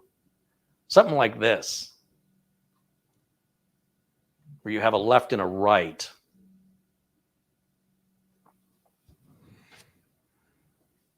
Huh. And that's only $99.99. It's got a lot of good reviews on it. But there was another one specifically that I'm looking for, and I'm not finding it, but I know it was expensive. And it was used to record when a chorus is singing. Something like this. Like this is a cool spacing bar that you could put on a camera and put a left and a right microphone on it. Well, see, the reason why that would be intriguing to me is not to be able to have my voice in stereo because I can't be in 2 places at once. But when I turn around on my desk, I can have one pointed at each location. So I get picked up somewhere, and chances are people are listening to me in mono anyway. No, they're probably not listening to you in mono. They're probably watching you in stereo. Yeah. Maybe unless they're watching on their mobile device. But Well, I mean, I guess people that care about stereo do differently than me, because I got 2 speakers over here. I got my stereo speakers over here. They're both coming in my left ear. I'm never going to recognize any separation between those speakers. Yeah, but I don't think you represent. No, I don't. I'm a minority. I would say in my experience from the viewers, I'm surprised how much they care about the audio. All right. Like I started out with I started out using in-camera microphone audio. Well, the quality of the sound, I am totally sold on. But stereo, yeah, I don't know that that's going to be. Well, again, the point of the stereo is it gives you the option that you don't have to aim your mouth in one specific direction for optimal quality. It gives you a little bit of range depending on how you adjust those 2 mics. That's all. Yes, that is a significant piece for me. Okay, you know what? We have gone down this squirrel hole. Yes. Yes, we have. Whose fault is that? Did I say quick question at the beginning of that? I think so. Yeah, you're just starting to sound like my clients. One quick question. Yeah, you know how often that happens, and it sometimes comes up in my live streams. Quick question. I just noticed the fan wasn't spinning on this, but it went to sleep. I just wiggled the mouse and it's coming back on again. I was worried it shut off, but it was asleep. All right. All right. Well, I got some work to do. I got to put this in a case. I got to get a FedEx. You need to mail me your shipping address and your phone number because the FedEx needs that. If I ship this, should I require an adult signature, or is it okay to leave it at your front door? It doesn't go to my front door. It'll go to my a private shipping service. So they have personnel there all the time. So I won't ship it. I won't pay for the insurance and I won't pay for the signature just so I can get it to you cheaper. Yeah, that's fine. And if it arrives broken, you can fix it. All right. I'm going to pay FedEx. I'm going to pay FedEx to pack it and use their double-walled box, and it's going to be fine. There'll be no problems. I'm sure. Okay. Well, hey, thanks again, Doug. It was a lot of fun. We need to do this like on a monthly basis or something. We should have a little project. Yeah, I would love to do that. And then, I did try to leave it at 2 hours, and we're at 3 hours and 15 minutes. So par for the course. But thank you to everybody for joining and participating and all your contributions. And of course, to Doug, be sure, and if you haven't subscribed to Doug's channel, go to Live Windows Training, Doug Betts, just as it's spelled out below his name there, or below his picture. And yeah, check out his content as well. And if you want technical support, you're still doing that, right? Oh yeah, absolutely. Absolutely. Doug Betts at livewindowstraining.com. So you just mix up that YouTube channel name a little bit. Doug Betts at livewindowstraining.com is the email address if you want to request a support session. Awesome. Because I won't do that. If you want that, you got to talk to him. Yeah. If I do it, you got to pay me. So all you got to do is come into a Zoom session with me, have your camera on, and I can connect remote to your computer, and we can help you with whatever we need to do. And if it's something I haven't come across before, that's even better. yeah, absolutely. And that's how this whole thing started. So thanks again, everybody, for watching. Right. Thanks, Doug. On behalf of Doug Betts and myself, thank you guys for watching. We'll see you all again very, very soon. Until then, bye for now.